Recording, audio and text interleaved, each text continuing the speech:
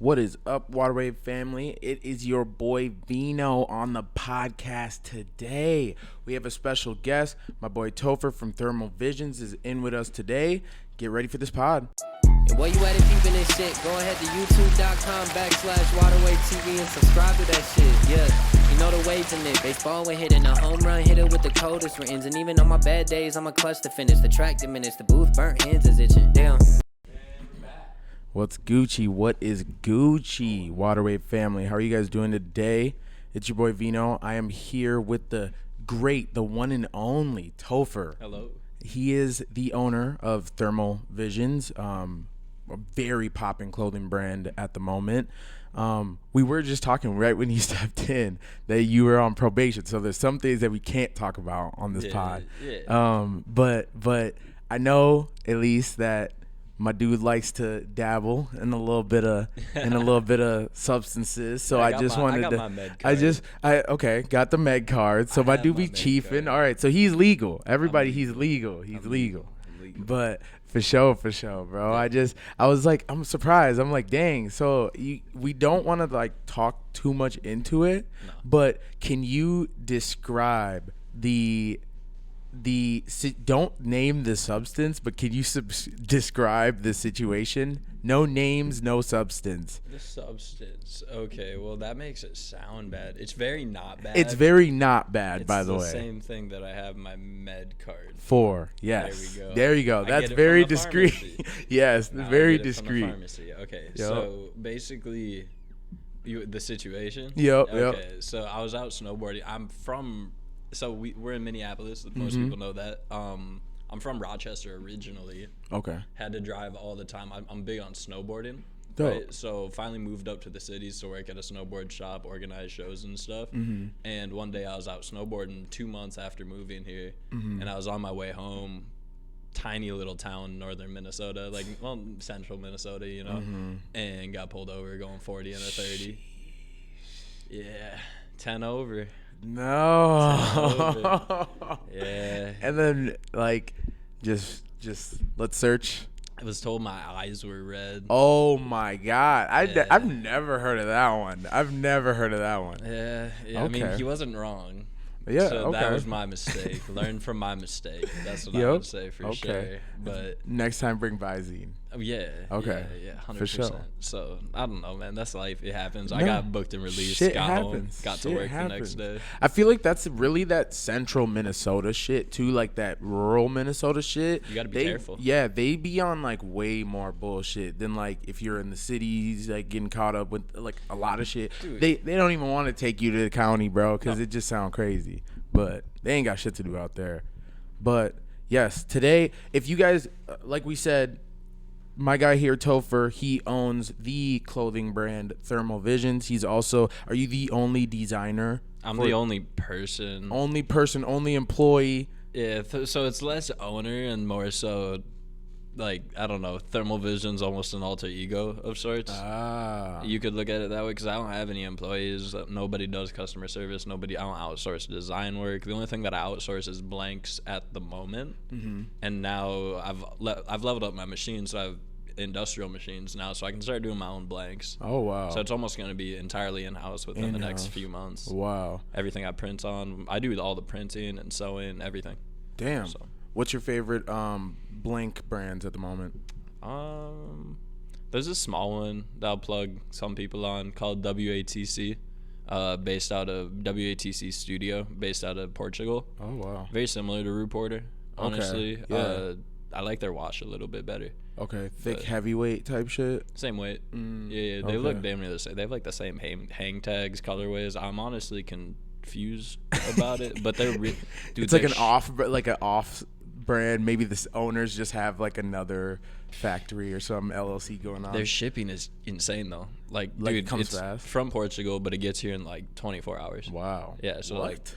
Root Porter, I've had to wait like Weeks. too long. I'm not gonna months. get into it. Yeah, 'Cause I don't know, maybe they'll he reach said, out "Let me to not, me let in me the not." future. Yeah, I don't He said, know. "Let me not shit on Root Porter Yeah, today." let me not, But yeah. I got the reloaded tee on. If you Sick. didn't know, I just copped it recently at the Sonic Fabrications pop up. Is do you normally do pop-ups? Is that like your? No, that was my second time doing something like that in person. I want to do more. Really? Yeah, I want to do more. It's just I've been in a position of being pretty much broke because I like make enough money to reinvest in the next drop, and then I don't know, when I was cycling stuff, kind of like what I was doing with that shirt that you're wearing there, that was part of a bigger drop, the task force drop. Yep. And when I was doing stuff like that, it was kind of much more involved with product shoots and models and doing a full line with different designs I was having to print and over. So basically when I was doing all of that stuff, it was just more so about not doing individual designs and actually getting on to the next thing. So I don't know, now that I'm doing more individualistic designs, it's really starting to level up more. Yeah. But the pop-ups are hard because I didn't have money to travel. And I don't have as big of a following locally in Minneapolis, I guess is what I'm getting around to. Yeah. So I didn't have enough money from doing those larger drops. Yeah. They weren't as financially beneficial. Yeah. Because I was reinvesting all of it, but it worked for gaining the following. For sure. So it was worth it. It was just having to like risk skin and go paycheck to paycheck every month. So which is I mean, if anybody who's an entrepreneur who's listening to this, that's gonna be how life is going to be. It's not just gonna be all of a sudden you're working for yourself, fat bag comes out of the freaking thin air. Dude. It's like you're gonna have to live like on some thinner means than the average person who just came out of college or whatever. I mean, you know, if we want to circle it back, like first of all, I didn't go to college, and like I was saying, I'm from Rochester. So a lot of people think that they don't really know how long I've been actually at it for. Yeah.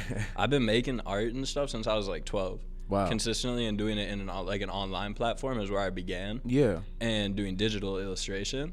Yeah. And I've tried different mediums that are mixed in, and they've also been mixed in culturally too. So I've done stuff based through the internet. I've made video content through YouTube. Okay. I've done stuff locally where I've painted murals and stuff like that. Yep. So it's all about finding that lane, and clothing happened to be honestly one of my most recent things that I've done. Wow. And it took off so quickly. Okay. But that's because I think it's a culmination of all the different things that I've learned that you've learned over the time. Exactly. For sure. Do you think let's bring it back a little bit because like you said, you're from Rochester. What would you kind of say that like your childhood was like in Rochester growing up, or did you grow up in Rochester? Yeah, I was born in Rochester. Okay. Grew up there. I lived there until I was 19. Wow. When I moved Mayo out. Clinic, baby? Yeah, well, I was born at Methodist. But wow. Okay. Yeah, it's still Mayo Clinic stuff. Dope. So, yeah, I'm not a huge fan of Mayo. I don't know. I've had bad run-ins with their employees growing up there. I was kind of a counterculture kid. Okay. So I grew up around the time of Tony Hawk's Underground, and I was big into skate culture growing up, young guys, stuff like that. We had a really cool skate scene in Rochester. Current skateboarder Alec Majer is pro. He's from there. Okay. He's only 2 years older than me too, so I kind of used to see him at the park, and we had a really cool scene back in the day. Dope. But growing up in Rochester was just so weird. I saw we had 3 or 4 really cool local skate shops when I was growing up. This one spot called Shred Till Death, and your Skate Till Death. Jeez. And basically, it was this tiny spot. They had vert ramps in there, but the ceiling clearing was like where your walls cut off in here. Yeah. So you basically were like dodging stuff when you were trying to hit these like quarter pipes and stuff. Oh my god. I used to throw underground parties, but it got shut down when I was like 8 or 9. Damn. But I used to go to the park, and I went there like twice. Okay. As a kid, but growing up, But growing up, I saw all these places close and get turned into Mayo Clinic buildings. Now, I was always pissed off, like irritated about it and stuff like that. Yeah. But now that I'm older, it's like, oh, I had really sick healthcare though, like access to healthcare. That was nice. Yeah. That's. I feel like that's one of the pluses about living in Rochester. You're getting some of the best medical quality care in the world, basically. I gave them great research for concussions because I had so many at a young age. Dang, what was you getting concussions from? Okay. I was a big football kid. Okay. Yeah, what did you play in football? So it started out like quarterback, running back. Okay. But I like tackling more. Like I was way more into defense. Okay. So they started putting me like defensive line, defensive end. But I was tiny, so I was just. Did you play in high school? Nah, I played like I didn't even play freshman year. Okay. I was about to. I was talking to coaches. I was like did the training a couple weeks before high school. Hell yeah. And then it was just like I don't know. Talked to my doctor. He was like, you have to stop snowboarding and stop football. And I'm just like, I'll stop playing football. Damn. I'm So the gonna keep concussions really had you like that. Yeah, I'm at 10 of them now. Damn. Yeah, it's So crazy. between football and snowboarding, you have 10? I've only had 2 from snowboarding, and then 6 from football, and 2 from a fight. At such a young age, too. Yeah, I'm losing count now. Sheesh. And I had 1 from a car accident. Oh my god. I had a crazy car. Damn. Yeah. When was that? I was 16. 16 in Rochester. I was driving home from the cities. Yeah, it was in Cannon Falls, Okay. 45 minutes south here, half hour south. I rolled the car. I was in What? a Jeep. Yeah, I rolled it like 3.5 times, landed upside down on the highway. Damn. I just unbuckled, crawled right out. I was like, damn, what the fuck? Bro. But you're here today. Honestly, the fact that I was so nonchalant had everybody confused. Like, I don't know. It took like a few minutes for another car to pull through. It was like 1 or 2 a.m. But yeah, don't stay late and talk to me. And I had to drive an hour and a half home, and I'm just like, not a good idea. Oh my god. Yeah, bro. They definitely, I feel like they tell you a health class about that driving late shit, man. They You do. can't be doing that shit. For a few years, it gave me like superpowers. They're kind of fading now, but I had like PTSD superpowers. You know what I'm saying? I couldn't get tired while I was driving. Damn. I drove all the way home from On me, you're Colorado just one time. thinking about it like, nah, if you fall asleep, you even doze, bro, it could, yeah. Nah, I feel that, bro. Drove 14 hours home from Colorado one time, nonstop. Just ripped it. Nonstop. Yeah. Good times. That's man. crazy. I don't like driving far. I don't know, like 2-3 hours is like enough for me. Then we gotta like switch if I'm like with somebody or something. Okay. Yeah, it's just too hard for me. It's too hard. Long drives are tough. I'll just check out, bro. You do. That's it. You're just like It's just flow there, state, just bro. going. That's the same thing that I do when I'm sewing. Yeah. Big time. Because I sew when I started sewing was 2020, December of 2020. So a lot of people like they think I went longer. People ask all the time, like they DM me, did you go to like sewing school or fashion school or anything like that? Or not sewing school, but fashion school. Literally all my knowledge comes from YouTube. YouTube? Like, yeah, YouTube trial and error. Not even that much from YouTube. YouTube just had me start up, and then Yeah. when I was confused the first time when I was like trying to do some fabric, had some layered stuff, how I like always sew stuff on top of jackets, it was like bunching up. And I looked online, it's like, oh, use a walking foot. And ever since then, that's what I did for like 2 years, 3 years, and then not 3 years, 2 years, however long it's been. How long would you say the clothing making process was before you actually started like dropping stuff? Honestly, so I would post stuff for about 5 months, I think it was. So I don't know. I tried selling some things. I sold some things to friends right away and just like that, and let people know that I was making clothes. But the real idea, the reason why I even learned how to start sewing was because I had this music project it was 4 songs long, an intro and 3 real songs. Yeah. So that was tied into the clothing. I came up with this idea. I was like, yo, these hoodies would be tight if each song had a hoodie that went with it. For whatever reason. And the designs are tight because it's just I feel with like the underline there and like the blank. You know, and then it's like the feeling is like the design. I feel electric. I feel loved. I feel great. And I saw those and I'm like, well, who can make these? And everyone's like, oh, well, if we screen print it, we can't screen print up to the shoulders. And I'm like, well, I want to sew it first of all. And everyone's like, well, who can you pay to sew a piece of fabric on top of it? I didn't know, especially in Minneapolis, we don't have manufacturers. So I just bought a sewing machine and a screen printing press. And I'm like, I'm just going to do it in my living room. And then spent my time doing that, made the drop. And I put them up for auction.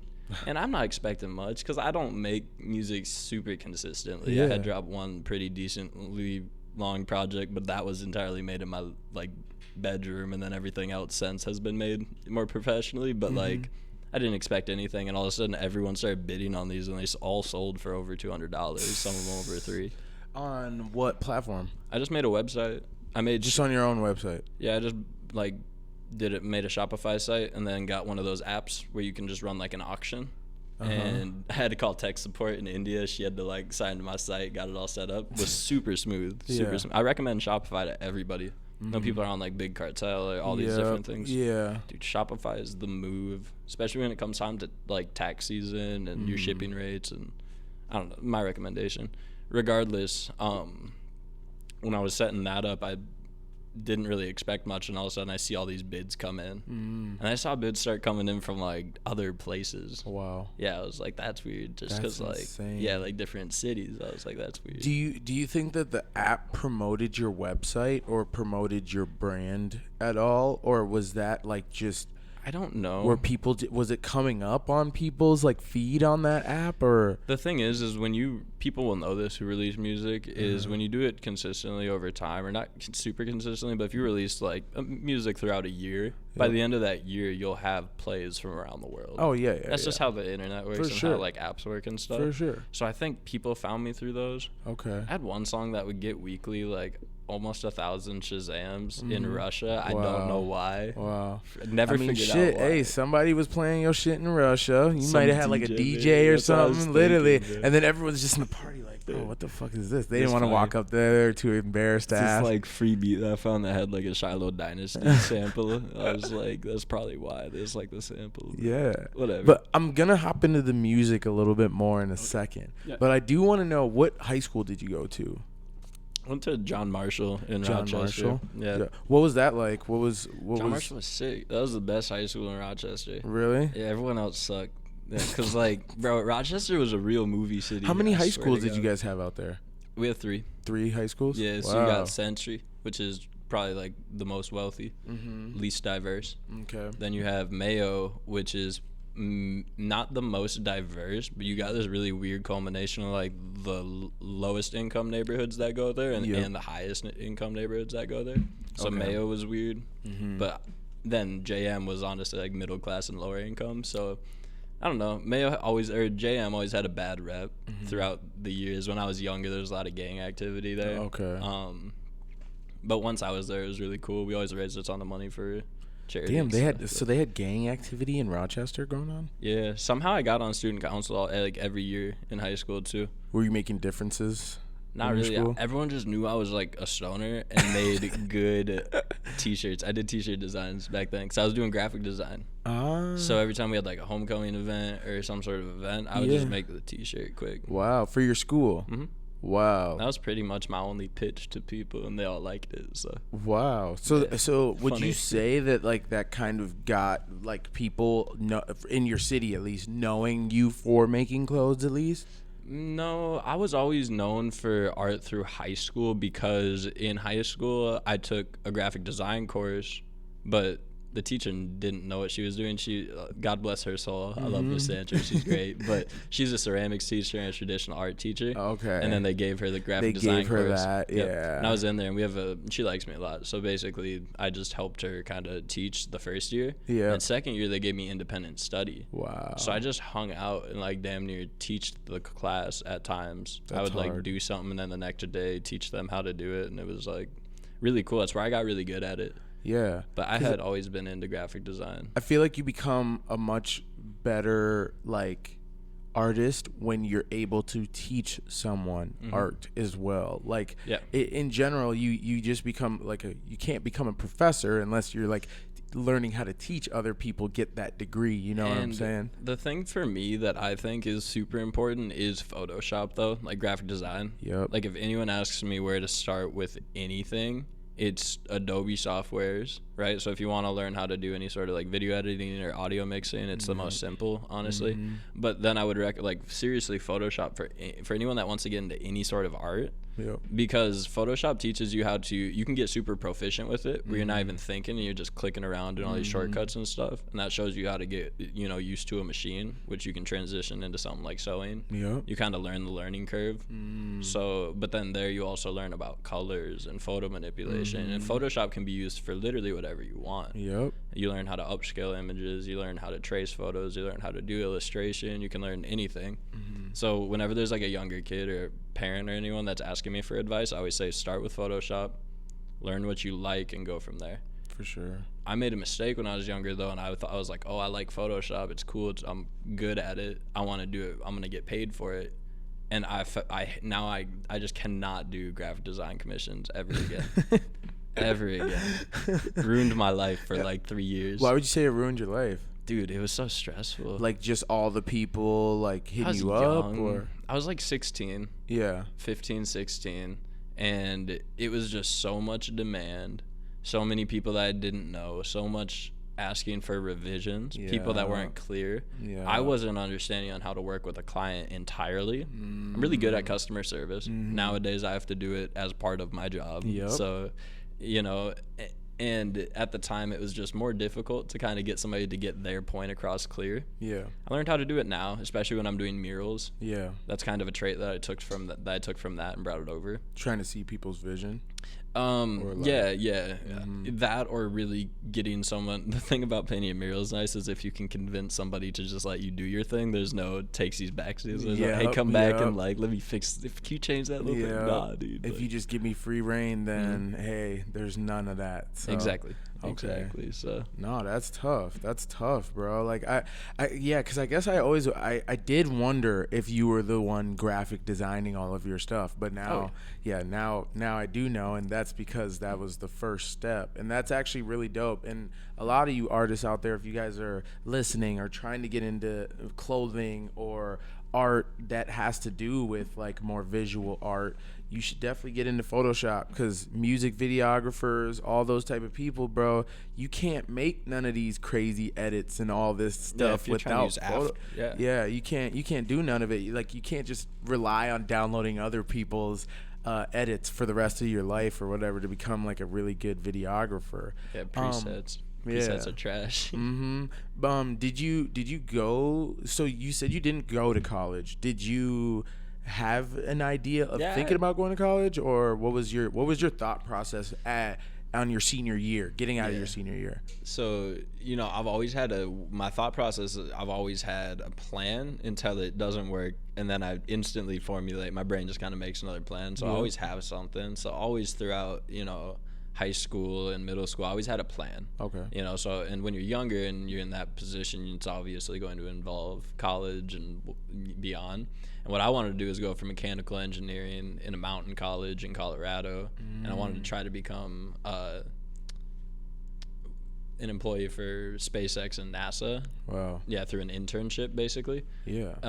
And see where I could go from there was kind of the plan. I was really into space. I really enjoy space content and keep up with like the James Webb Telescope, SpaceX launches, all that stuff. But that was kind of my passion throughout high school. And then the summer after senior year, my FAFSA kind of like fell through. Okay. Yeah, due to just like family stuff. Yep. So wasn't able to go that year.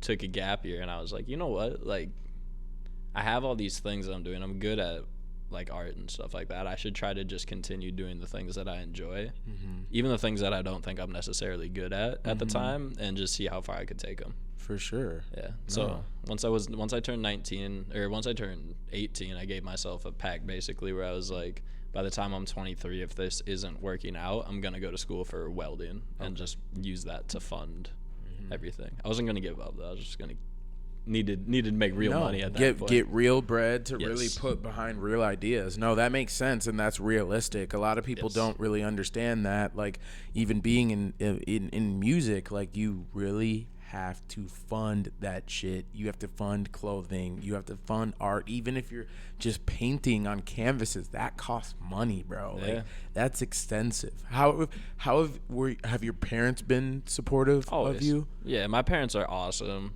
Yeah, my mom is one of the coolest individuals of all time. My dad's super smart. So yeah, they've always been super supportive. My mom is within the education field right now. Okay. She's in a sweet position now. She's kind of running equity meetings for all of the superintendents across the metro area. And then they inject so she's that. High up in like at this point, education field. It's not like being in the school. You're not like no teacher or nothing. No, like she used to be. Okay, so she used to be. What she used to teach? She went from kindergarten, first grade, and then through different principal positions. Okay. In a middle school position where she used to take a bunch of kids in. I used to wake up and be different kids sleeping on our couch from troubled families. And one of them ended up living with us for like 5 years. That's tough. It's my brother, but that's tough. Yeah, it's crazy stuff like that. So hell yeah, no. She's always seen the vision. That's dope. And I mean, it seems like you have a really understanding family base. Is your dad's like the same? What does your dad like kind of do? He's in Rochester still. He used to work for IBM, so he's like computer science stuff. Dope. Makes decent money, but just does his thing kind of. No. I feel like that kind of gives us like a scope of like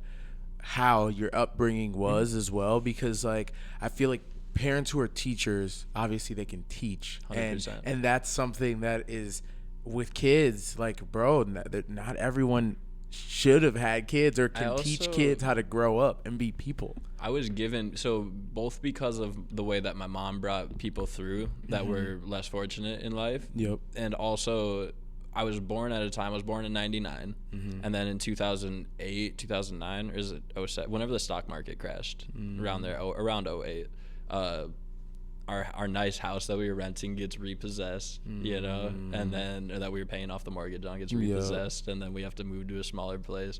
Parents divorce, you know. I see a lot of things through kind of my like early teenage years, you know, and just seeing stuff through addiction lenses as well. And yeah, I kind of ended up going through a lot that I didn't realize was a lot at the time. Yeah. Because kind of downplay things, and it doesn't seem like that much, especially starting off so fortunate. Yeah. So I guess if you're starting off fortunate too, and I mean, if your parents both truly just love you, even though they're all going through their situations and stuff, it's like you as a kid, you can harbor an understanding, you know, if things aren't bitter and stuff like that, you know. Well, I've had conversations about this, not to cut you off, but I think it's important. My friends nowadays, they're like, oh, I'm starting to realize my parents are just people. And I'm realizing that I kind of learned that at a much younger age. Hell yeah. I had those realizations around like, you know, like 10, 11, where it's like, oh, my parents are just a guy. It's like my dad, I equated at the time because I'm a young kid, but I'm like, oh, it's like my dad just lost his girlfriend, because all I know is like elementary, middle school girlfriends. But I'm like, damn, like that's crazy. And just like seeing it through lenses like that, I kind of started doing more at a young age. And I think it gave me more of a grounding human experience. Okay. It's another reason why I was on student council through high school, is I was friends with everybody, because I was really into like video games and computer shit, but I was also really into like cooler stuff like rap music and clothing and dancing and whatever, you know. So yeah, I was very individualized in Rochester. Okay. I didn't fit in. Okay. That was the hardest part.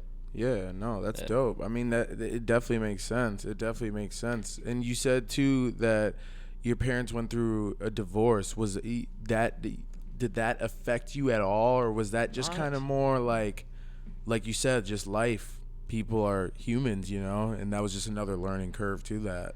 I think it affected me in a much more positive way than a negative way in the overall things. I don't think at the time it affected me almost at all. And looking back on it retrospectively, I can see how it was positive, and I can also see how it was negative, you know, and how it's impacted me in my personal life. But overall, it's like just part of my story. It's nothing that I'm regretful or upset with. Hell yeah. Totally, yeah. Hell yeah.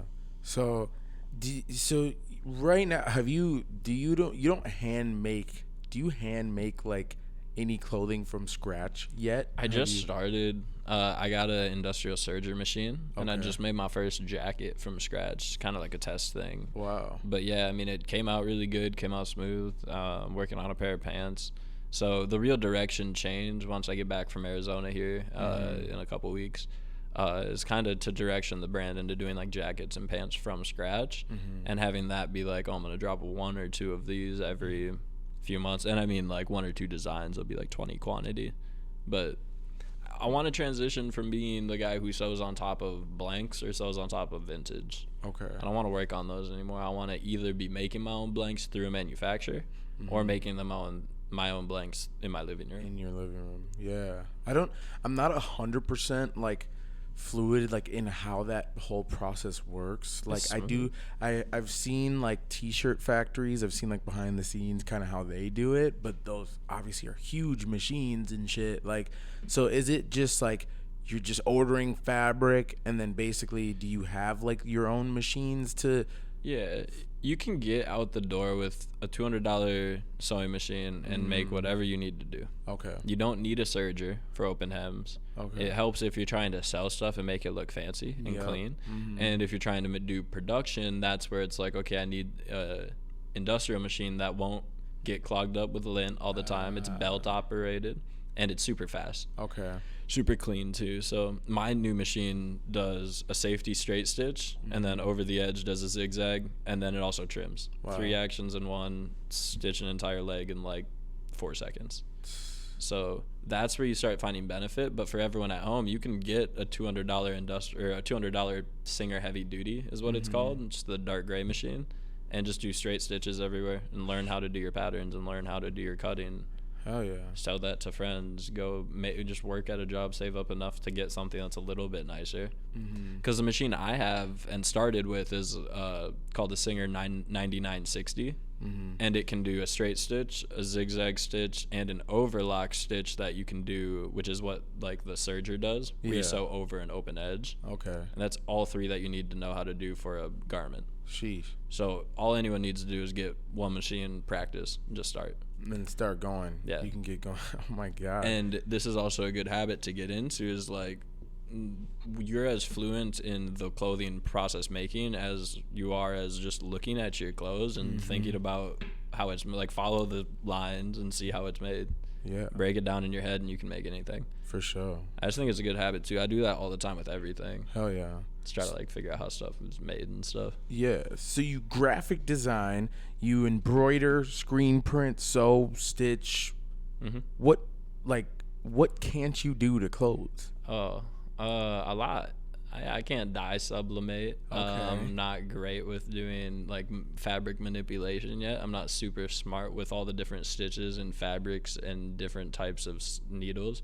It's such a vast knowledge. Like, No, deep, yeah. like, There's a lot of things to knowledge. do. I'm curious at like if you can like point out some certain things that you want to learn how to do in the future. 100%. Okay. Because that's interesting, because I'm at a position where I feel like what I want to do is so much different than what I'm doing, and I feel like what I'm doing is being praised, but it's also not within the realm of what I think is like fashion design. I don't consider myself a fashion designer. Okay. What do you consider yourself? I don't know. I like run, like we were saying, like it's like an alter ego, but I will still say like, oh, it's just like it's a clothing brand. It's like just art that I make. Because my biggest thing is like at my root cause of everything I've ever done in life is that I'll have an idea in my head and I just need it to be like reality, right? Yep. And that's basis of everything, and I get like obsessed with these things.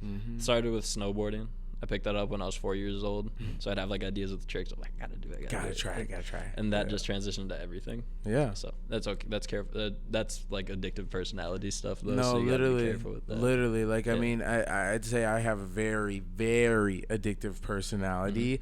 That's I can relate to you on a lot of the topics that you have said, but I also want you to speak, so I don't want to I don't want to go into it too much. But like, yeah, bro, like for me, I'm an addictive personality. I need to always be working. I need to literally like, cause I just get bored.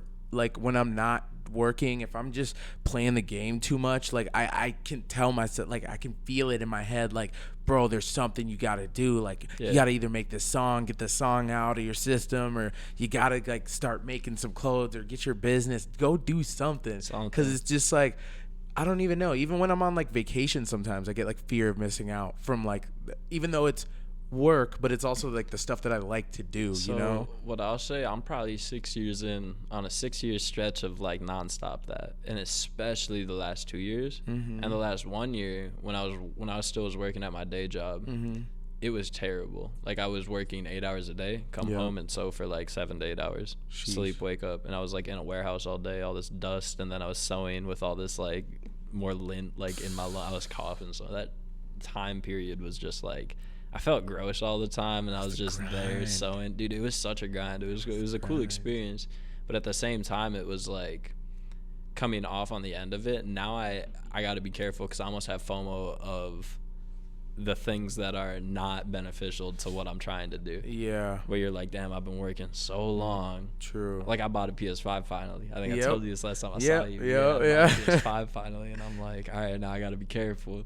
No, yeah, you know, no, so. it definitely that definitely can throw you off, because I know that when I first got my PS5, I was out here not doing shit for a little grip. I was just playing all the games that I couldn't play on my Xbox, but I was just on whatever. I'm blessed that it's at my house, so I use it as like a break thing or at the end of the night thing. I've been really good lately with like wake up at 7, work till 6, 7, and then quit for the night, you know, and like actually tap out like a day job. Yeah. Because I was working it way too hard for a while there. 5 a.m. nights, like just not healthy. For sure. So. The first time I met you, I saw you wearing a Nike Thermal Visions hoodie drop. That was the first time I ever met you. Could you tell me more about that drop, the inspiration? That was at the Skin Tone. Shout out Skin Tone's event. That was at their launch party event. But what was your inspiration for that? I will say a big thing for me was that, you know, I got the idea of thermal vision in general just from my murals that I was painting. I kind of took it directly from that, from the graffiti I was doing in a younger age, you know, and when I re-implemented it, I used to do similar shapes in my graffiti and stuff like that. So it was kind of just a direct translation of that. And the only way to transition colors on clothing without like printing or dyeing it was like to do layers. So me as well, my biggest thing on how I got started in Illustrator was doing these portraits that look very similar to like my handprint designs or the Jordan sweatshirt that I did recently. The Jordan sweatshirt that I did recently was like, I was like 15 again. That's what I felt like. So that's how I used to make money, was doing portraits like that back in the day. Wow. So I just took that idea, was like, oh, I could just go a step farther. Instead of finishing it digitally and posting on Instagram for no reason, I can print it. And dude, I used to go to, nowadays I get stuff laser cut, right? But I used to go and I'd print it at Office Max on 4 different sheets of paper, tape them all together, trace it out with a X-Acto knife, trace it on the fabric, cut it all out. Wow. Dude, everything took me like 8 to 10 hours. Jeez. So that's how you were making like the bigger everything. Jeez. All the skeletons, like the Gone X-ray, everything was like that. It was terrible. It was late nights, and that's what I was doing after work. So I'd come home, but it was also therapy for me because it was something to focus on that wasn't like video games or some bullshit. Yeah. No, for sure. That's kind of how I feel about like screen printing sometimes when I get home and I'm like, damn, bro, I really just want to like just try something on the screen print press. I don't know what I'm necessarily going to do, but could I jump us back quick to more stuff that I'm looking to do? For sure. I think it's important. For sure. So definitely get more into the items from scratch, right? Okay. But a big thing for me and the big motivation behind everything that I've really done is to build more of a platform for people that I've become close with that I think are talented creators as well. So utilize thermal vision to do pop-up events that are not just clothing. But the biggest thing is like I have so many friends in Minneapolis that are just phenomenal artists, musicians, whatever, you know? And it's like, let's go do a pop-up in New York. We'll get a bunch of New York artists to come out and do some music, and then bring out one of my friends and give them a chance to go out and do stuff like that too. Tough. So that's a huge inspiration as well. Hell yeah. I'm tapped into every creative scene. And it's like, I don't want to fall back into a realm of just, I found success with clothing. I'm just gonna sit at home, make clothes, and call it good. Like, there's a lot that can be done here. You know, and that's kind of the next step, and that's more the direction I'm kind of trying to take things. But I think I need to legitimize it more as like a brand that's making clothes from scratch that are highly sought after, treated more like a designer brand. So I guess going into that, who are some of your inspirations? Who inspires you to do some of these things that you're aspiring to do? That's such a hard one because it's really day to day nowadays. I think a lot of people relate to that a lot through the internet. A big one for me that really sparked it and just at the right time, right place was this brand called Pythia. Jack Lyons, really cool dude. He's just a few years older than me. I saw him just kind of blow up a brand very similarly just in a year, and I was like, oh, that's a route that you can do.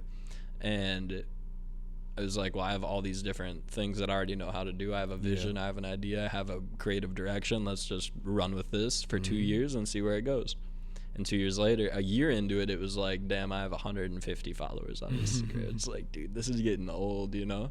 And then, you know, just very shortly after that, in January of this year, I had like 300, 500 followers on my page. And then I just hit 80K like earlier this week or last week. So wow.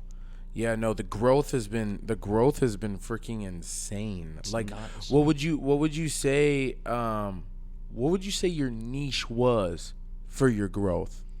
It was an understanding, and that's where it ties back into like doing the YouTube content back in the day. When I was like 13, I was doing content that was partnered on YouTube before you could just do an AdSense video. Yeah. And I was making content there, so I already knew about contracts. I already knew about trying to get like into an algorithm, and I already knew about video editing. So I took a very base level of video editing. I had this idea too where I was looking at content, and I was seeing a lot of people that were getting really good at just making high production looking stuff, and almost everyone started doing that for a few years, like 2018 to like 2021. Yeah, things got really high effort, and everyone got kind of sick of it. Yeah. So my stuff was like, all right, let me do it to like, it's high effort because the items are high effort. Yeah. The content doesn't need to be as high effort. Everyone's here for the item. Yep. So I just put my phone up, filmed everything, and then I really just understood, because I missed out on Vine as a young kid too. Yeah. Right. And I thought I was late to YouTube, but it was 2014. Wait, why'd you miss out on Vine? Sorry to cut you off, but why'd you miss out on Vine? I just didn't post on there in time, and then all of a sudden it just disappears one day. Okay, because I'm trying to think. I Wait, used what year it. did you graduate? 2017. I'm Okay, young. so we're the same age. We're both 23, 22, probably. 23. Okay, so like, yeah, I guess you weren't at the age of really like posting and stuff, just watching more. Exactly. Of, I was involved of watching it. Okay. Yeah, but at the time too, I didn't realize how early I was on YouTube. Yeah. That's a bigger thing. Yeah. So I saw people blow up YouTube channels through Vine, and that also made me feel like, oh, I was just late to the party at this point, right? Yeah. And here we are, like almost 10 years later, and I'm like, damn, I should have stuck that one out. But then thinking now, honestly, I'm happy I didn't, because I'd be just some YouTube guy making like video game content. Yeah. But I don't know, it's much cooler to have ended up going this route. I'm much more thankful. I'm glad that I had my years of like being 17 through 22 where it was just shit, and it's still gonna be kind of just heavy for a while. It is, yeah. But it's nice to not have just $40 in my bank account anymore, because it was like that for a long time. Hell yeah. You know? No, I feel you, bro. I feel you. I guess like going into kind of the TikTok realm, do you feel like TikTok was your second chance at that Vine being like, I had yo, that, like, what? nagging at me, because I'm up on stuff on the internet. I'm up on a lot of stuff when it comes to the internet culture. I play a lot of internet video games, and I'm in that realm. And I don't know, I just try to stay trendy. I'm getting old now, right? Same. Yeah, No, I'm feeling same. like we're getting old, right? So 2 more good years before we start getting out of touch. Yeah, just about, man. Yeah, that's that's what I'm that's saying. why we definitely try to reach the youth here at Waterways, man. Yes. So basically, I was like, well, I think this is probably my best opportunity. It was nagging at me, but I was like, it was before I was making clothes. I was like, I didn't have the confidence to do a music route. I knew how to go about trying to like prop your music off on TikTok, but that takes so much time, and then you get the corny tag of being a TikTok rapper and stuff like that, and I'm like, I don't even want to go down that route. So I was like, well, what's the realistic way to do this in a non-corny way? And it took me a while to figure it out, but then I started posting the clothes, and I really didn't do it that long, you know? And I just had one short video that popped. And once it popped, I was like, all right, peace. And I dipped off from TikTok. TikTok? Really? Because it started popping off the Instagram. Okay, because yes, that is something that I want to go into, but you did start on TikTok first. Or were you posting? I was posting consistently on Instagram first, and then I just wasn't really posting reels or anything. The first time I started posting short format videos was TikTok. Yeah, cause that's, at least from what I've seen on your page, I didn't see as many reels as I have the TikToks before. No, there's definitely more reels than TikToks. Really? By a long shot. I think there's only like 8 TikToks that I've ever posted. Okay. So you would say then that the first pop then was on Reels before TikTok. Cause yeah, then you definitely do have multi-million, like some with a few mil. Well, okay, so what happened was I had one video that took off on TikTok, and it brought enough traction to Instagram to where my Reels could start hitting like 10K. Right. And then I was like, okay, I understand that if algorithm-wise, if I just post for a month, like 3 videos a week for a month, and they all hit 10K, eventually it's going to shift and one's going to do like 100K. Right. But then it flipped and one did like 1 million on Reels, and I was like, oh, okay, well, now we're just on Reels. Fuck TikTok. Like, I don't want to be a TikTok, because I don't want to be a TikTok creator personally. Was it that but you had that much disdain against TikTok? Like, you're it's just not like disdain against TikTok. It's knowledge of understanding where it's knowledge that if I try to maintain a TikTok audience, that's very volatile. No, and that's true. I mean that's from what I've heard, especially with a lot of this music stuff with these artists. Like, it's really hard to keep your TikTok audience. You need to, as soon as you pop on TikTok, you gotta move them somewhere else, either to your YouTube or to your Insta, because they're not gonna stay there on that app at all. And that's why I'm trying to transition a following to like live streaming through YouTube or through Twitch, you know, so I can do the sewing live. Yep. Because I now have a much better home setup. It's a nice looking little area for sewing. It's like, then put some nice lights in there, and all of a sudden you're good to go. Do you know any? Is there a lot of I guess clothing brands that do live work on IG or Twitch? Everyone pops up on live on IG. A lot of people that do similar work to me, but I don't really see anyone on Twitch. Okay. And the way I see things is like, I still do play video games. It's like, why not just transition the audience there? Hell yeah. Because I want to cultivate more of a community. I think one thing is weird. That's weird for me is knowing that I'm very extroverted. I kind of just speak well, especially alone in front of a camera. Type beat. Like, if I'm like on a live stream on Instagram, it's just good times, talking, free game, all that stuff. Hell yeah. And it's like weird to be in a position where nobody even knows what my voice sounds like. They know what I look like through the videos, but they don't know what my voice sounds like. They don't know if I'm well spoken. They don't know what I think, what I do, how I act. It's weird. Yeah, because a lot of your videos are like fast motion, just like the sped up camera of you just doing the work. Yeah, I so don't it's talk. like, yeah, no one. And have you? I don't think I've ever like talked on my story before. Maybe when I had like 5K followers. I just don't do that. Do you think, have you? I guess because you have what, 80K right now.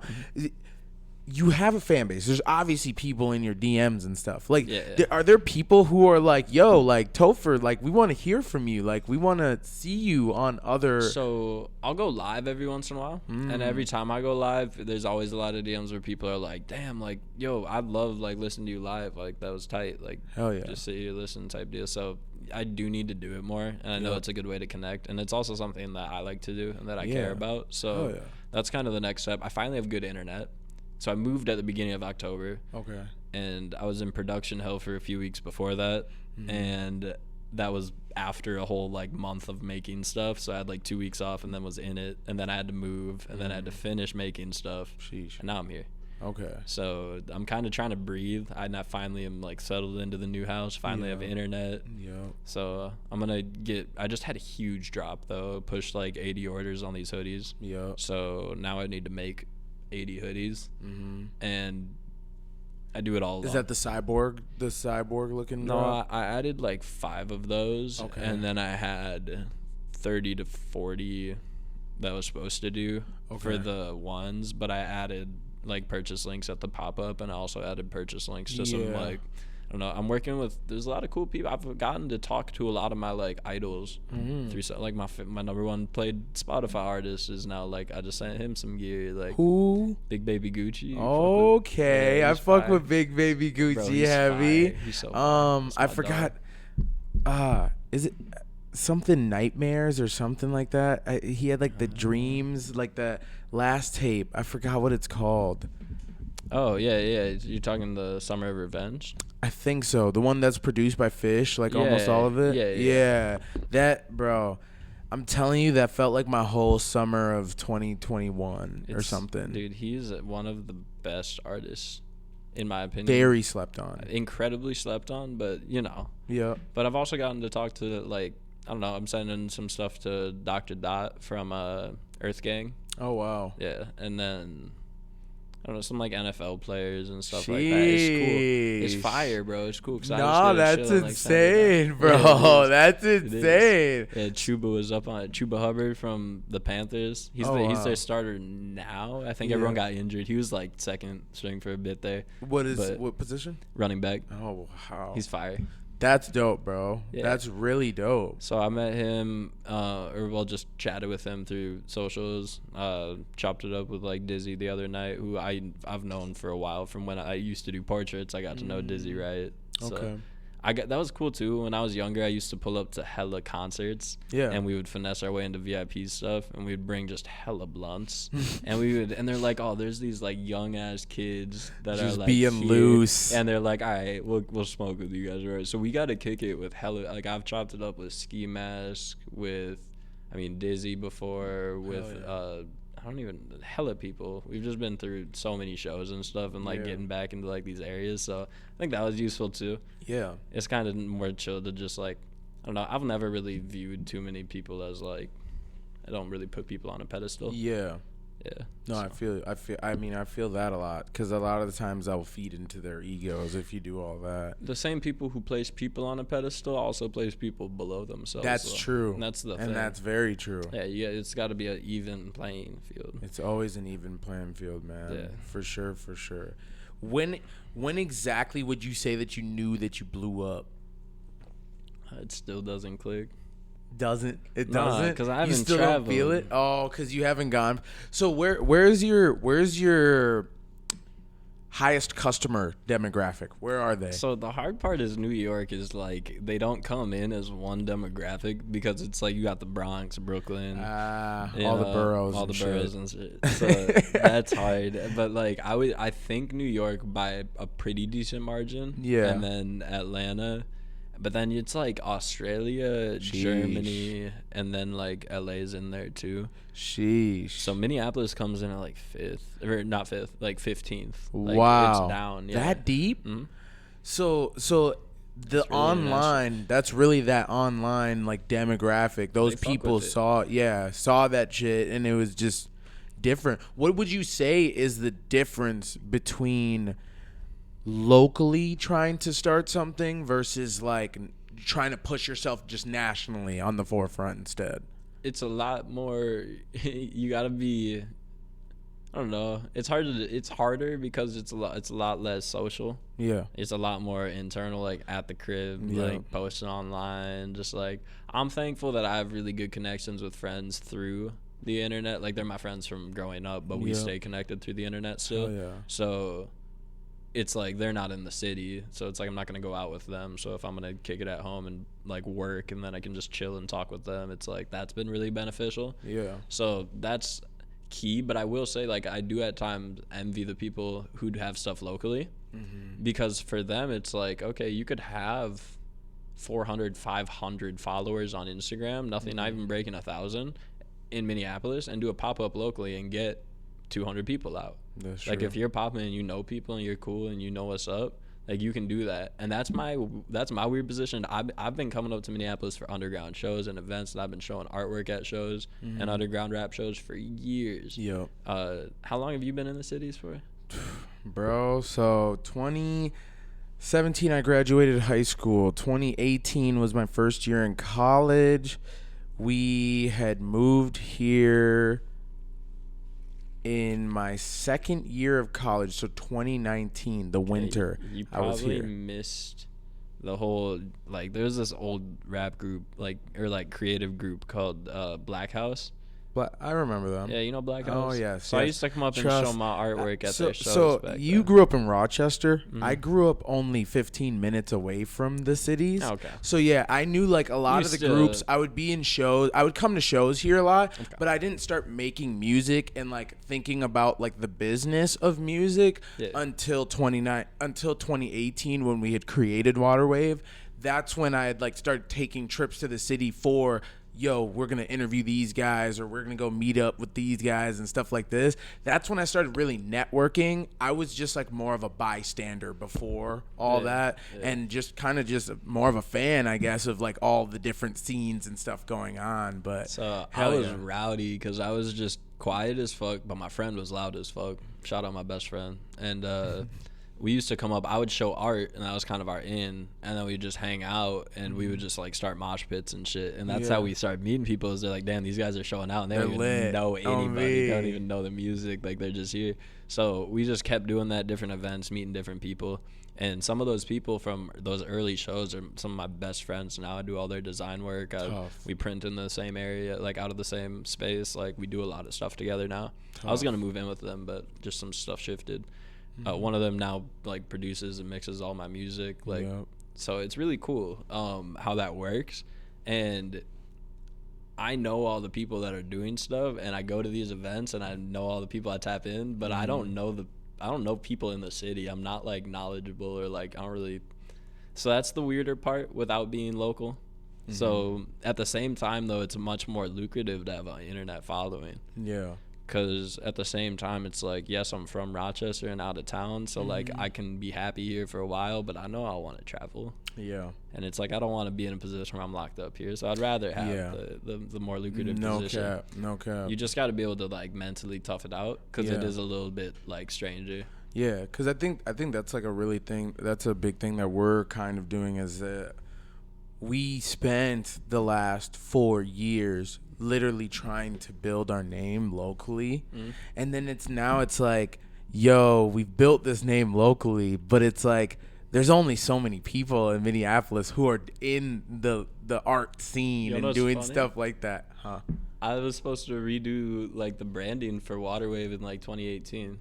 For yes. Ricky 2019 maybe. Yes, no, I think was supposed to redo that. Rick told me that you guys talked a lot, like early before like the thermal vision stuff. I was up on Waterwave like first couple of months that Ricky started doing this. Wow. Yeah. So it was bro, I'm telling you, it was a ride. So like that's why I really wanted to ask you whether you would have rather gone the internet route or the local route, because we kind of took that local route. And like, you guys are known enough through the internet. Yes, but that's because of all the stuff that we did locally. Yeah, you guys did a lot of effort the past, like, so like 3 years. And I would say everything that we have on the internet is local, so it's like done here. So it's like most likely the people that are viewing it are people that were involved in the process, and then the fans of those people that were involved in the process. Right. So then it's like they start subscribing because it's their best friend on the platform or whatever the hell and whatever. And then we do just notice, even like, because our bigger push to our platform was like during the riots and stuff like that. So, and even Call of Duty, that was like a whole different thing. Call and that's kind of I didn't know about this. So we went to the first Call of Duty event, the first professional Call of Duty event, when Call of Duty asked all these billionaires and millionaires around the country to buy all these teams in their league. Gary V, the Wilf family, ended up buying a team for Minnesota Rocker. That's our Call of Duty team. Shout out them. Coolest people in the freaking world. They're the ones who got us into the first event. Fire. And they like gave us full media passes and everything. So like we knew how the internet like perceives the Call of Duty world, but like we just didn't think that us posting a lot of those things that shit's cool now would have blown. And so it was basically just like interviews, post-game interviews, because this is the first time it's ever had this event. That's so fire. All these people wanted to see post-game interviews, seeing people rage and like tee up on each other, all types of stuff. And that was like a crazy weird push, and like that was our first step out of the local scene. Like that, and the George Floyd thing was like, because we were live streaming the whole time we were at riots, and then we're just getting messages from all these random people like, oh, I'm sending support from New Zealand, sending support from Turkey, and you're just like, bro, what? Like, what is this? That's like daily now. It's weird. Yeah. Like when I open up my site for drops now, it's like crazy to see where all of the people that are coming in from. Literally, I don't really like. That's what I'm saying. I still don't fully grasp it. But yeah, the internet's it's a crazy place. For sure. You can do a lot of things with it. For sure. And I think it's undervalued by some people, and I think it's put in a position where people don't understand how easy it is. Yeah. A lot of people base it on luck, but then you hear about the largest creators. I mean, someone like Mr. Beast isn't going to tell you that it's luck. He'll tell you exactly how he did it. Yep. You'll see a creator like Ludwig on YouTube. He has a whole video about where he paid people on Fiverr to basically create a video, just do the work, and he wrote the script and the idea and everything. Yep. And it blew up. Yeah. And it's like, okay, yeah, clearly there's a formula. And if you can understand the formula in anything right now, there's so much opportunity. There's so much. And that's the thing that's frustrating right now is like as we're getting older, you start to see a lot of people like start to get into different things that they're taking them off their route. Yes. It's like, yes. Damn. Literally. I think it's just so crazy for me because, like, yeah, I've been making music for almost as long as I've been involved in this business. I've been making music my whole life, but like professionally making music has only been about 4 years. Yeah, but how much better are you now than you were 4 years ago? So much. And that's the thing that I'm saying is it's so weird when I see a lot of these younger guys coming up, and then it's like, damn, I did that same thing, and I promise you that's gonna hinder your shit. Like, you know, like, or I did that same cringe concept, or I was trying to be cool and have like this in my videos, and like, bro, trust, like, it's not even worth it. And it's like you just see that and you're like, fuck, you can't tell everybody, you know, you can't try to help everybody. Is preach a mentality and show them proof, and that's what. So here's something that anyone that knows me will confirm is that all the time I'm always like explaining to people like my ideas and like my route or like my philosophies on life. I'm very just like open with that stuff, and I fuck with that heavy. Fuck with that heavy. But one of the big ones is like time and effort is the most simple solution to any problem or any desire that you have. And that can go for like any route, and I can explain it why it works. It's like, dude, like put it on like clothes, time and effort. Yeah, you'll learn and get better. Time and effort, though. Truthfully. The thing that people forget is effort. People hit a level, and that's, you know, do you know what the Dunning-Kruger effect is? Or the okay, so it's like where imposter syndrome, if you've heard of that. That's exists on that spectrum. Okay. It's basically you start off and you think you're pretty good at something. Right. And then you try to learn more and you're like, oh shit, I learned how much I don't know. Yeah. And then that's where imposter syndrome goes, because as you go across, you're actually getting better. Right? Yeah. But until you actually start perceiving yourself as better, you're not out of imposter syndrome. And that's the hardest thing for people to realize. And that's where humility and humbleness is important. True. And that's where lately I've been learning to work on how to accept compliments better. Yeah. Because I've been better at this, but it was more of a thing when I was like 20 or so, and it was just like hard for people would compliment something, and my only response would be able to be like, yeah, thanks, but like this and this is wrong, you know, or something like that. Like, and it's being too hard on yourself. The thing is you need to have those thoughts. You do. I've learned that compliments are definitely not necessarily the place to have those thoughts. No, and they're also not necessarily about me anymore, especially nowadays. It's like, oh, it's definitely more about this person. And it's like, and also that's helped me have a better understanding of why do people appreciate this and why do I not. And it's okay that it's not perfect, and it never will be perfect. And the second that I make something and think it's perfect, I'm going to be scared. I'm gonna be like, that's not good. No, because then I'm gonna plateau. No, that makes sense. You know, that makes sense. So you always gotta be your worst critic, your harshest critic. But that's like, it's so funny how like the corniest and most cliche shit is the most real shit, but people overcomplicate it. They do. Time and effort is literally, it's so important. Even with stuff like relationship stuff. Time and effort. If you put time and effort into it, it'll work out. Friendships, you know, girlfriends, stuff like that. Like, it's important. It's, you know, so people don't understand though that it's like not as easy as it sounds, but it's easy to grasp. Hell yeah. And I think learning to grasp a concept and being able to remind yourself of it when you're making decisions that are against that is basically it. For sure. Yeah. For sure. That's how I've been moving the past few years, and it's just been working. Nah, for real. You heard it here from Topher, man. Time and effort. That should be y'all philosophy. If you stuck, if you feel like there's something that's itching at you, but you think you the GOAT, you not the GOAT. Take some time and take some effort and go back, man, because there's more that can be done. There's new heights that you can reach. Like, never be too hyped on yourself, and understand that developing your taste is the most important thing to coincide with that.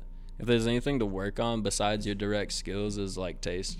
Okay. Inside and outside of whatever you're doing. For sure. So like develop good taste with clothing, but I need to develop good taste in general. That's what I mean, right? Oh yeah. Because if you can learn how to have good taste with clothing, you can learn how to have good taste with music, or with, like, I love animation. Hell yeah. So like old, like 80s, 90s, like R-rated animation and shit, like Akira and like Full Metal and stuff like that. So, yeah. Or heavy metal. I don't know, man. It's like, if you can have good taste in one thing, it transitions, and that's the biggest thing to focus on. Yeah. Because the more that you just trust your taste, the way that you naturally do something will be good, and that will be your style. Yeah. So you were just talking about a little bit of like Akira. I want to know, do you have, apart from music and clothes, what are your other hobbies? You touched into video games. I wrote this down. I don't know. I know some people's hobbies are like gambling or like collecting. Do you do anything like that? Collecting. I like shoes. Okay. I mean, that's how I got into clothing, was through shoes. Okay. Yeah, I just you like were being a fly, sneakerhead. though. Yeah. Okay. I just like being fly in general. Like that came from snowboarding, though. Hell yeah. Yeah, but I love the snowboarding aesthetic. That's that my is shit, probably my favorite thing. I was talking on one of our Water Wave Effect podcasts. Yeah. We do that every Wednesday at 6:30 too. Make sure you guys tune in. We were talking about the game. Have you ever played SSX Tricky? Yeah, of course. Bro, grew up on that shit. Mac was my dude, bro, on SSX Tricky, bro. And literally, like your steez reminds me a lot of Mac steez, but that's literally me too. Like, that's what I was like. I wanted so bad to dress up like Mac, bro. Like, for like just that's my goggles, like the heavy baggy steez, bro. That was my shit. My philosophy is always, I want to look like a cartoon character. I want to make clothes that look like cartoon characters. So when you start seeing me make these hoodies from scratch and stuff, the hoods are gonna be very structured. Yeah, probably like poly filled, you know, so that there's actual, like, it looks like bulbous and like fluffy, you know. It's like, it looks more like a cartoon drawing type deal. So that's kind of the idea behind my direction and style with a lot of that stuff. Yeah. But as far as like passions and stuff like that goes, man, and things I do outside, it's like not much beyond like the clothing and everything in there. I love art. I'm a huge art nerd. I love animation. I've been working on a graphic novel, I guess. Over time, and I have routes now through some friends in New York for publication. Wow, it's like a 2 to 3 year process. I need to. It's about a year to finalize writing for me, and then a 2 year publication. I know process. We talked about it a little bit. Yep. I don't want you to spoil too much of it. For the future, but could you give us a little bit of an idea of what you are thinking about doing with the novel? Because you explain it to me, but I want you to explain it to them for sure. Yeah, if you're familiar with just cyberpunk as a genre, right? It was established in the 80s through novels and like tabletop games, and then the 90s it was kind of more popularized, like RoboCop, Terminator, Matrix. I grew up at the tail end of that, and then also seeing kind of more of the fulfillment of that end, you know. And it's like Neo Tokyo and like Akira and stuff like that, and Ghost in the Shell. I'm huge on that stuff, so it's definitely going to have some cyberpunk elements. It's going to take from that genre heavily, as far as like the stories are driven, tragedy. You know, it's not going to be comedy. It's not going to be, you know, it's not going to be like a shonen anime type deal. It's not going to be a manga. It's going to maybe have manga influence, but it's definitely going to be more like, if anything, probably direction from like 80s anime with cyberpunk influences, like Ghost in the Shell, Akira. For sure. Do you think so I'd say then the anime is definitely one of the hobbies that you have. It's it's trendy now. Yeah, I've been into that. That's my shit. I've been on anime, I ain't trying to be like that. I'm just saying, I've just been chill. And I've never been like in on it, because I ain't like, I don't know. I know homies that have like obviously watched like Dragon Ball from way back, right? Yep. I just know like Cowboy Bebop and Yep. Akira. I know the movies, and Yeah. I've been into those since I was younger, so that's Hell kind of yeah. where I'm at. Hell yeah. And would you say some of those inspire your designs? Like your last Heavily. drop? That's where the cybernetics drop. Okay, that's your right. That's the last one, right? Or am I tweaking? Cybernetics I restocked in the last drop. Oh, you restocked it. Okay, yeah, and that's where that whole cyberpunk. arm Yep, thing yeah, came from. because that's exactly what Where I Tetsuo- saw. As soon as I saw it, that's exactly what I thought of, and I was like, "Damn, bro, this dude be doing shit for exactly real." like And then, Tetsuo. yep, and then you literally explained to me the freaking the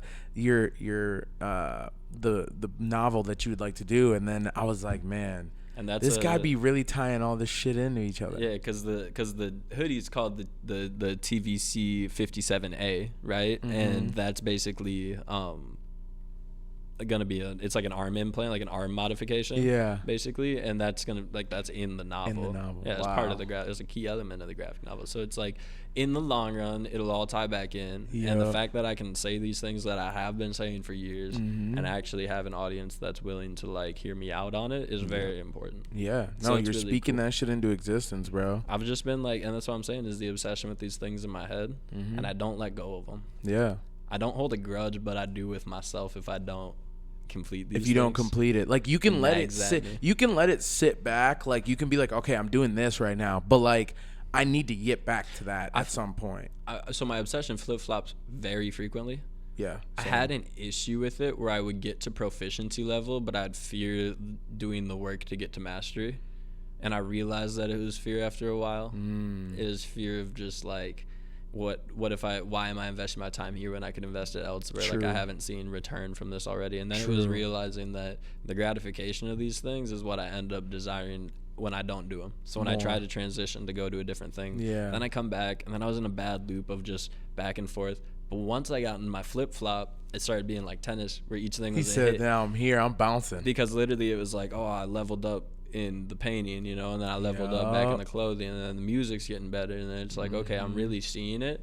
And now I can actually, now that I don't have to work at a day job, I can genuinely focus on all three and genuinely do all the things that I want to do. For sure. So it's really just kind of like mellowing out now. Yeah. And it's been cool because it's definitely just the very, very beginning. Mm-hmm. But it feels like the transition from being in the shit to like actually having a real shot. Hell yeah. Yeah, is what Hell it yeah. is. Because it's obviously not guaranteed. All No. these things are still just up in the air, but these are the things that I'm going to stick to and try For to sure. accomplish. No, that's fire. And I don't take like, I don't know, because I'm so real with myself.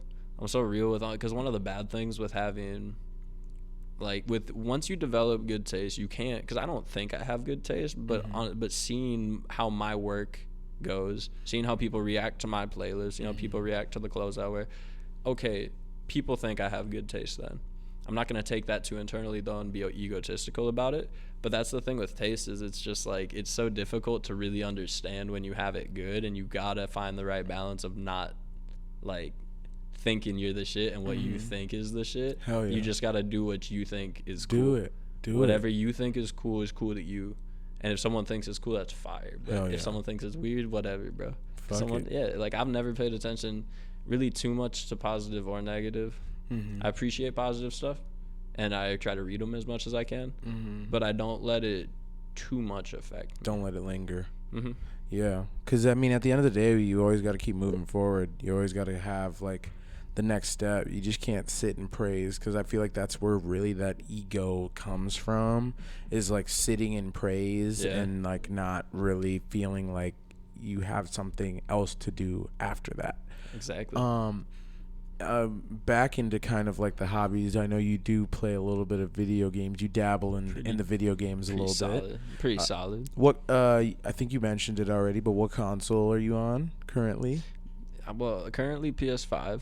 Okay. I went through it's a whole thing. If You've you want to gone go, through we'll the go real phases. quick. Yeah, Yep. it was a PS3 hard at the beginning. Ooh. Transition into everyone else getting a PS4 and me being like, fuck, I have a decent laptop. So I was a PC kid for a while. Got Okay. real deep into CSGO.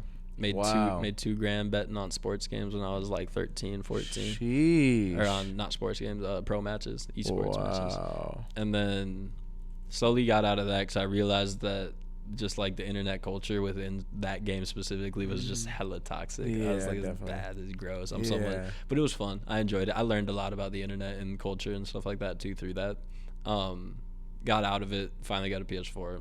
Been more casual ever since. Hell yeah. So I experienced my shit. That helped me relate to people though through high school. That really helped me to relate to everybody. Yeah, Everybody. yeah, for sure. And then now you're PS5 way, right? Mm-hmm. What are your favorite games on PS5 right now? I don't know. God of War is about to come out. I've been playing Cyberpunk hella though, of course. Okay. Yeah, because it's finally good now. Are you like it? I Yeah, haven't played it waited. yet. So you obviously can only play it on like next gen or a PC. But I waited. I just wasn't gonna play it on my PS4 because it wasn't playable. Yeah. And I just got a PS5 like last month. So Right. I've been like having fun with that. Just grinding it out. You Chilling. didn't experience any of the bad then of it. No. Okay, because I do remember all the shitty reviews when they first came out. I tried to play it. I got halfway through the prologue when it first came out, and I was like, "Fuck it, I'm waiting a year or two." Yeah. I was like, "Whatever, that's okay." Hell yeah. But then I play Apex. Apex. That's about it. I'm really chill though. A little Rocket League. But Lil that's- Rocket League. Little Rocket League. That's from when I was like 16. I got real into Yeah, it. my cousins played Rocket League, so I Yeah. played with them a little bit. That was when I dabbled in that. I was good back when the game was newer, Uh-huh. and now the skill ceiling is way too high. I just play it very casually now. Yes, that's how I feel about Apex a little bit too. Me It's too, like yeah. Apex, Fortnite, the Rocket League. Like, bro, I was on that shit super early, and then it's like they just add so much shit to the game, so then people can become better and shit. And Bro, it's like, when I say I was a PC nerd, I was playing PUBG before it was PUBG, when it was literally called PlayerUnknown's Battlegrounds, yeah. but it was literally just a mod for Arma 2. Because I used to play the Jesus. DayZ mod, which is like a zombie. Yeah, I survival. remember that one. So yeah, I was big into that. CS:GO and DayZ was my shit. I don't want to get too deep into this. You're getting me flashbacks, bro. I'm sitting in a fucking room, bro. Huddled up, That's just how like I wasted my first gap year after not going to college. Was getting back into that for like a year, and then I had to slump right out. ooh. Yeah, Hey, I that's dodged but it. that was part of your journey, man. it was nice. I feel like that's what you have to do, like, because the thing is I redshirted my freshman year. We played football, me and Eric. That's how we met each other and Okay. shit. We played football in college together. I redshirted. Bro, I was on Fortnite every fucking day, bro. Literally, like there was like a period of time like where I really was like trying to figure out what the fuck I wanted to do Can with do, myself, because like I like in River Falls, if you redshirt, you're not on the field. Yeah. Like, you're just not there. They call it a gray shirt because it's not even like a real thing that you can even do in D3. Yeah. So basically, I'm just sitting here lifting with the team and shit. Damn.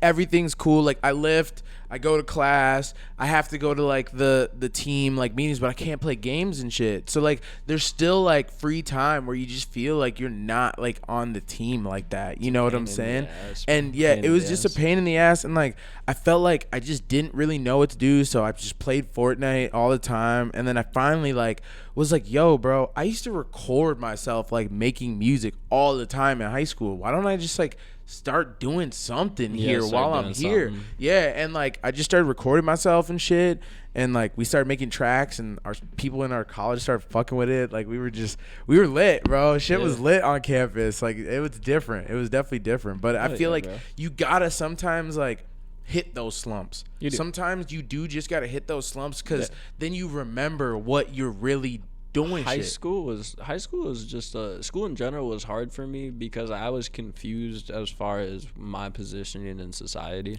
I started smoking weed at a very young age when I was Same. 12. Ooh. Yeah. I'm maybe a Yeah. year or two right So after you, but yeah. got kind of smacked with that label at a young age. Everyone was still my friend. Obviously, it wasn't Yeah. like that big of a stigma, but it was still like that thing. Mm-hmm. But then at the same time, like I keep getting on student council every year. I do all these charity works. I like through student council, I did a lot for the school. I wasn't just there doing t-shirt designs. Yeah, I still yeah. did a lot. Participating and Right. all I'm time. taking all AP classes. Dope. Graduate with like a 1.8 I think like a 1.8 GPA. Okay. Just terrible. Yeah, but still, That's if you have barely tough passing. classes, that's crazy though. Yeah, but I just shouldn't have been doing that. Yeah. But I also am coming off of, like, at the time, like 8 concussions. So it's I was just confused in general throughout high school. And it was like, damn, I know how smart I can be. And I also understand how dumb this is. Because the college I was going to go to was open enrollment. Didn't give a fuck what my GPA was there. If I got good GPA in college, I could transition after 2 years with that GPA. Yeah. So it really didn't matter, at least in my eyes at the time. But it definitely put me in a bad position as far as, like, not staying as motivated as I should have through high school. Okay, that makes sense. That makes sense.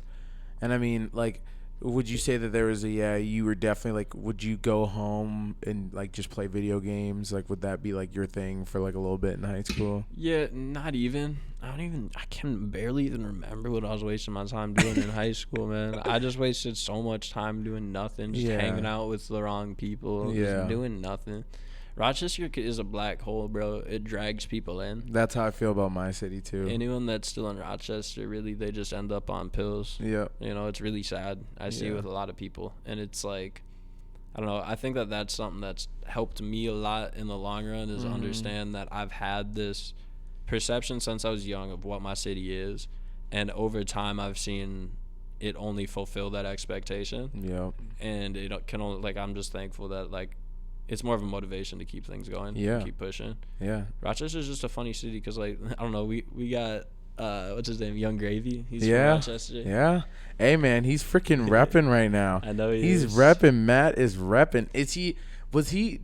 Do you know what high school he went to? Yeah, he went to Mayo. He's only 2 years older than me. So he went to the. I seen him at a party like twice, bro, because my brother was his age. Yeah. So I used to, like, I'd, like, pop out whenever I got the intel. Yeah. Like, that grade, they just liked me. They were cool with me. So I saw him like twice at a party. I wasn't cool. I, like, barely knew him. Yeah. I didn't know him, like, at all. Okay. Yeah. For sure. Yeah. No, I've seen. See, the thing is when we moved out here, he was, like, in the industry and shit, like, popping off. But he would be out here partying and shit in, like, Minneapolis. Huh? Do you know him then? Nah, I do not know him personally like that. Do you know Vonson at all? Yes. So I do know Vaughn personally, yes. So Vaughn is the dude. I know him very personally, but I know Eric was invited by Vaughn and, like, Bobby Raps. I gotta say one thing then, while Vaughn's name is up. Shout out to Von Boolery. Shout out Vonson, because honestly, without him, I don't think I would have committed as hard as I did to graphic design. Wow. Yeah, why do you say that? Oddly enough. So he went to college with my brother in St. Cloud. Okay. They knew each other just through Rochester high school shit. Hell yeah. And then he found out about my art, my graphic design, just through my brother. I don't even know how it happened, but he was always following that back in, like, high school and watching what I was doing. Yeah. And then all of a sudden he starts doing all this shit with Young Gravy. Yeah. And he's like, yo, I'm on tour right now. Do you remember Roy Purdy?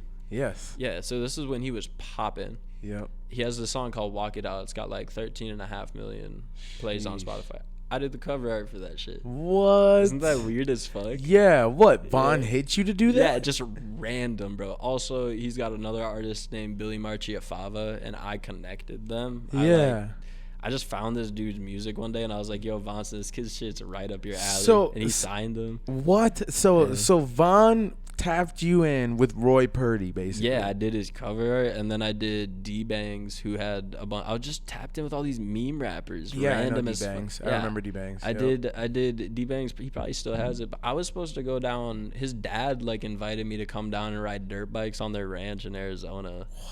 He, like, bought his son a ranch. I don't know. Jesus Christ. But yeah, so that was, like, hella weird. And I was like 17, 18. I was getting all these opportunities. Yeah. And I had a snowboard get stolen. So I reached out to a local brand here who offered to let me do artwork in exchange for a board. Wow. So I had all these opportunities that weren't massive, but they were inklings of, like, hey, it's more real, and people, your opportunities are there, and they are legit. Hell yeah. So, I feel like too, like, if you're seeing opportunities like that, bro, you gotta know that you can so reach weird. for. That's what I was gonna say. Yeah. It's so weird because it's like just chilling there, and all of a sudden something just flies by, and you're like, oh, I could grab that. What the fuck? You're like, whoa.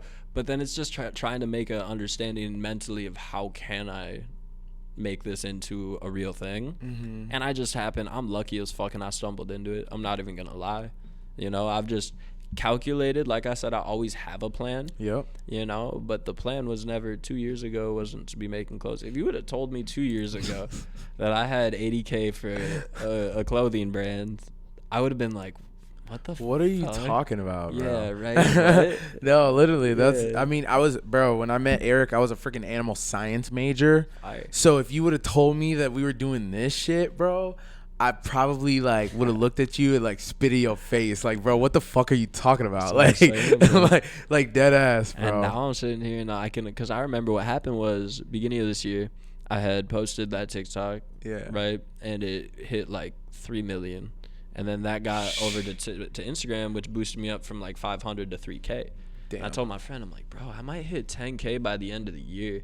And here we are, it's October or November, not the end of the year yet. And I might do 100. Like, that's my goal, is I'm going to try to push 100. Yeah. I think I could do it. No, you can. But it's just like, whoa. Bro. Whoa. Like that much time.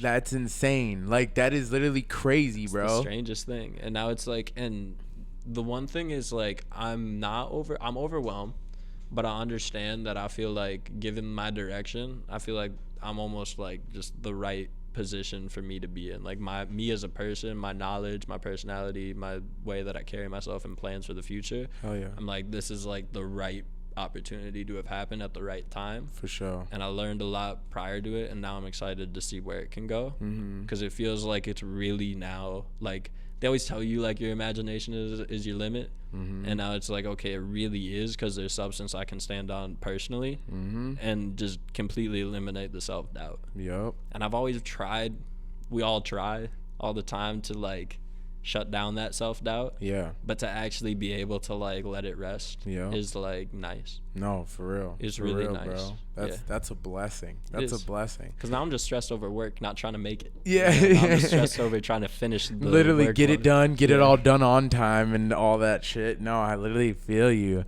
It's crazy because that entire conversation came in from us talking about your favorite games. Yeah. So Yeah. I do want to come back Sorry. and figure out your favorite games, at least as a kid, as a child. What were your favorite games as a child? Oh, I still play this one. I got back into this nowadays, Super Smash Bros. Melee. Oh, for the wow. GameCube. It's I've been crazy playing because the it now. community's been getting huge for Smash right now. Yeah, but it's specifically Melee, like the one Okay. for the GameCube. I Yeah. bought GameCube controllers, Yeah. brand old school ones. They're new in their packaging still. Wow. From Japanese Amazon.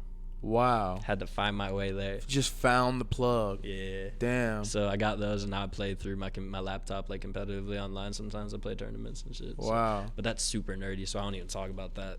Y'all can forget you heard that. Forget you heard that he got the GameCube at the crib. Unless you live in Minneapolis and you see me at Up and Down, in which case I will run you on 64. Ooh. I'm just saying. Just come tap He me. said slide. He said slide to tap up me. down, I'm bro. there, He's taking bro. everyone's change. I'm there, bro. I want to do a pop up there sometime and run this. No, that would be 64. tough. That would be tough. Yeah. I really want to get into your music. Mm-hmm. The I Feel collection. Yeah. I know that was like your first real clothing drop online, right? Mm-hmm. Yeah. And you incorporated your own music into that. And I love that was your beginning step into the 80K followers and people that you have now. It's like, rooted yo, in it. look at my clothes and listen to my music The and illest get part both of is- them together. I don't know if you've seen it, but I documented that whole thing. Have you I seen have that? not. I have not. So Because when there's you a- first explained it to me, that was my first time learning about it. So, Yeah. please fill in the Yeah. audience of the I Feel collection and Yeah. the idea, thought process, and how did it go out? How did it come out? So, I feels weird because I don't know. Around the time, a lot of organic fungi, like shiitake mushrooms type deal going on, and I was just thinking a lot about like design work and this idea of just like I feel in a serif font. I really like serif fonts. If you guys aren't familiar with fonts, this might be a little foreign, but I wanted a serif font, italicized, just tilted a little bit, and I wanted to extend one of the middle bars of one of the letters through. So I did that with the F. It was italicized. I wanted a lowercase I. That's all I wanted, and I'm like, I feel is a great term for that. And then I did the open blank, and I'm like, that's kind of sick. That's a good idea. And I just left it at that, and I was like, oh, I feel electric. because I kept saying that at the time. Yeah. I blame it on the fun guy.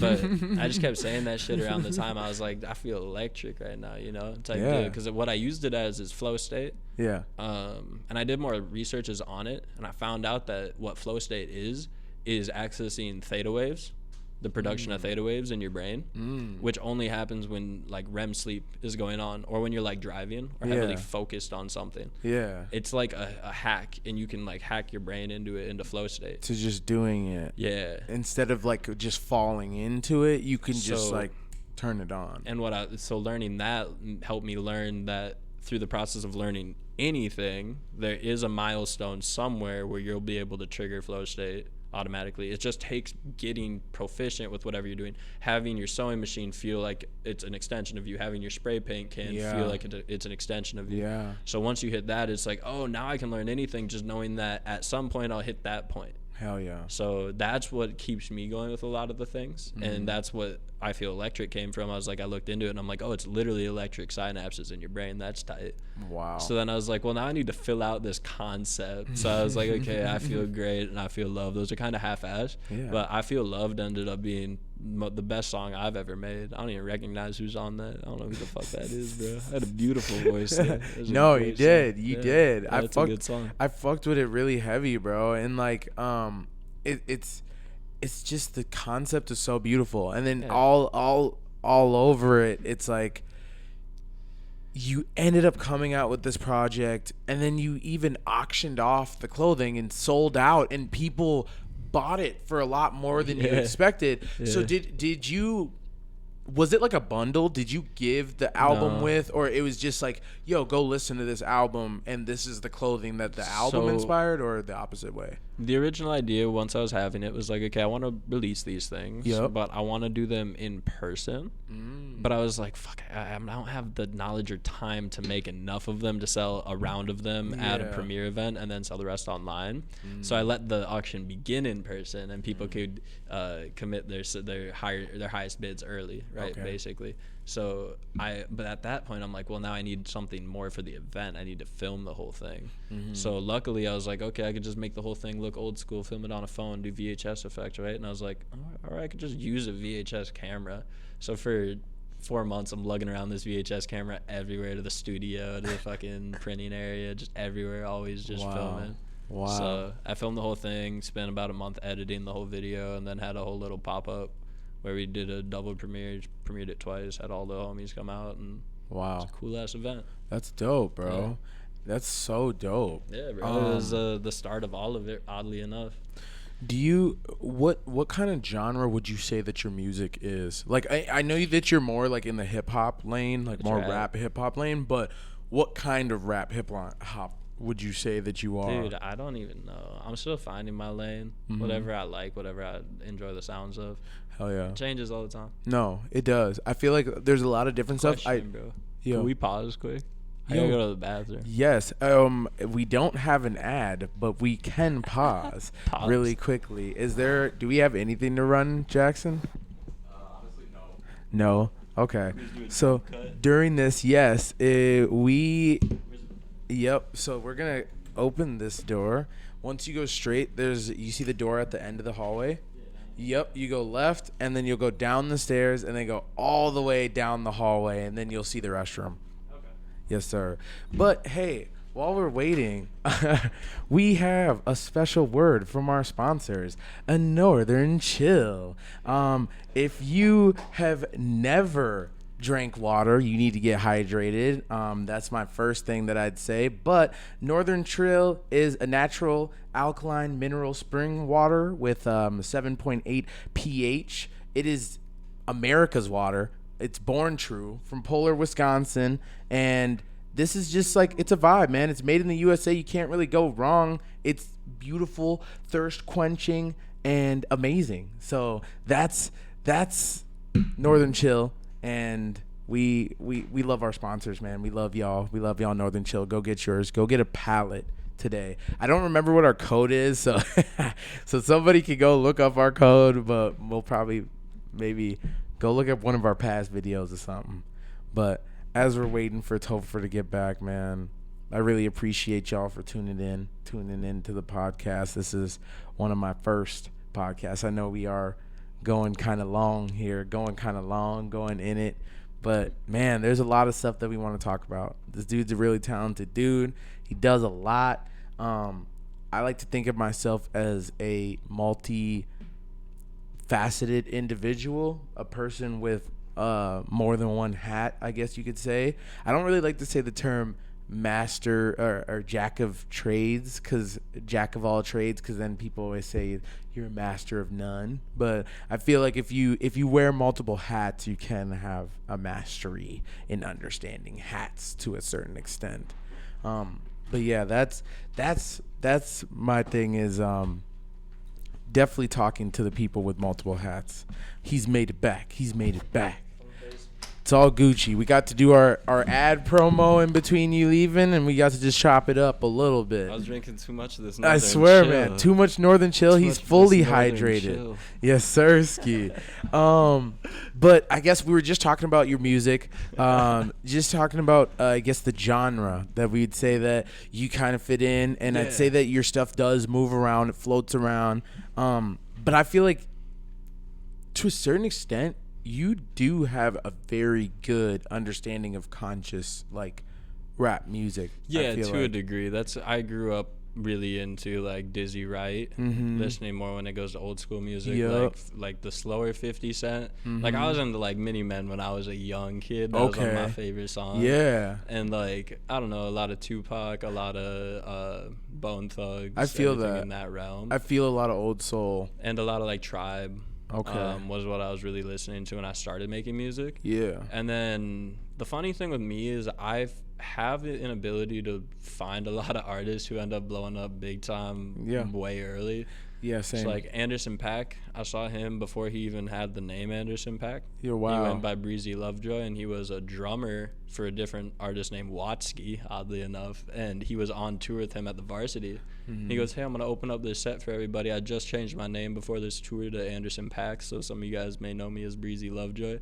Opened the whole thing with a drum set. Sheesh. Grammy Award-winning artist now. Yeah, Jack Harlow found him like years ago, right? Saw that trajectory from the minute that was going on. It's like so many artists, and it's like, okay, that's also though feels like how my taste always goes though, is like I always feel like it's genuine development of all these different sounds.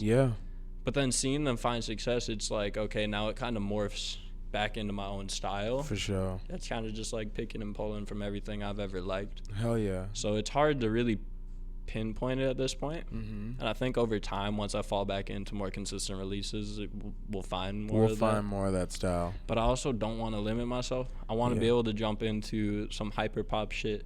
I think it'd be funny as hell to spend a year working out and get. Do you know who JELEEL is? Bro, so that's what I was gonna tell you. Get buff and just make hyper pop for a year. That'd be funny as fuck. See, that's it's the funniest story in the world. That's what I was gonna tell you. That's one of the artists that I found originally before he blew up.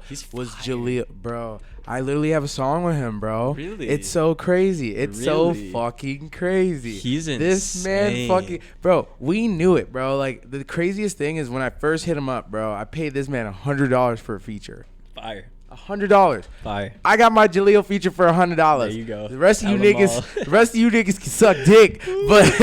But no, on some real shit though, like I saw this man on Instagram breaking shirts. Like, bro, this man only had like 1,000, 2,000 followers on Instagram. I'm just seeing this kid in LA just ripping his shirt up, and then he's just jumping through tables and shit. And like TikTok wasn't even a thing yet. So TikTok wasn't even a thing. So Insta, he's just posting Twitter. all this shit on Insta. I'm just like, damn, bro, this dude's like lit, bro. Man, like he's fire. I don't know why, like what's going on here. And then I'd see him like he'd be like trying to get into like No Jumper. He'd be on their like vlogs from time to time, just trying to get his name and himself out there. And I was like, bro, I respect your grind and your hustle and shit, because I was just watching him, even from him, I think he was from Maryland, and then he came over there to LA to live over there. He was living with like Versus XX, all these other guys that are like in the industry now, and like just Connie, Are You Kidding Me, his producer, like all of them, like it was just crazy just watching it, like watching this happen and evolve. And then it's like, I asked him, I'm like, bro, I just respect the grind. I asked him for a feature, whatever he charges me. And I'm like, yo, like, this is like around like the Hasta La Vida time, like when he's coming out with this shit. And still, before TikTok, then all of a sudden, like, TikTok's a thing, bro. I was on some other shit. In 2020, I was on some whole other shit. Yeah, I was on the stocks, bro.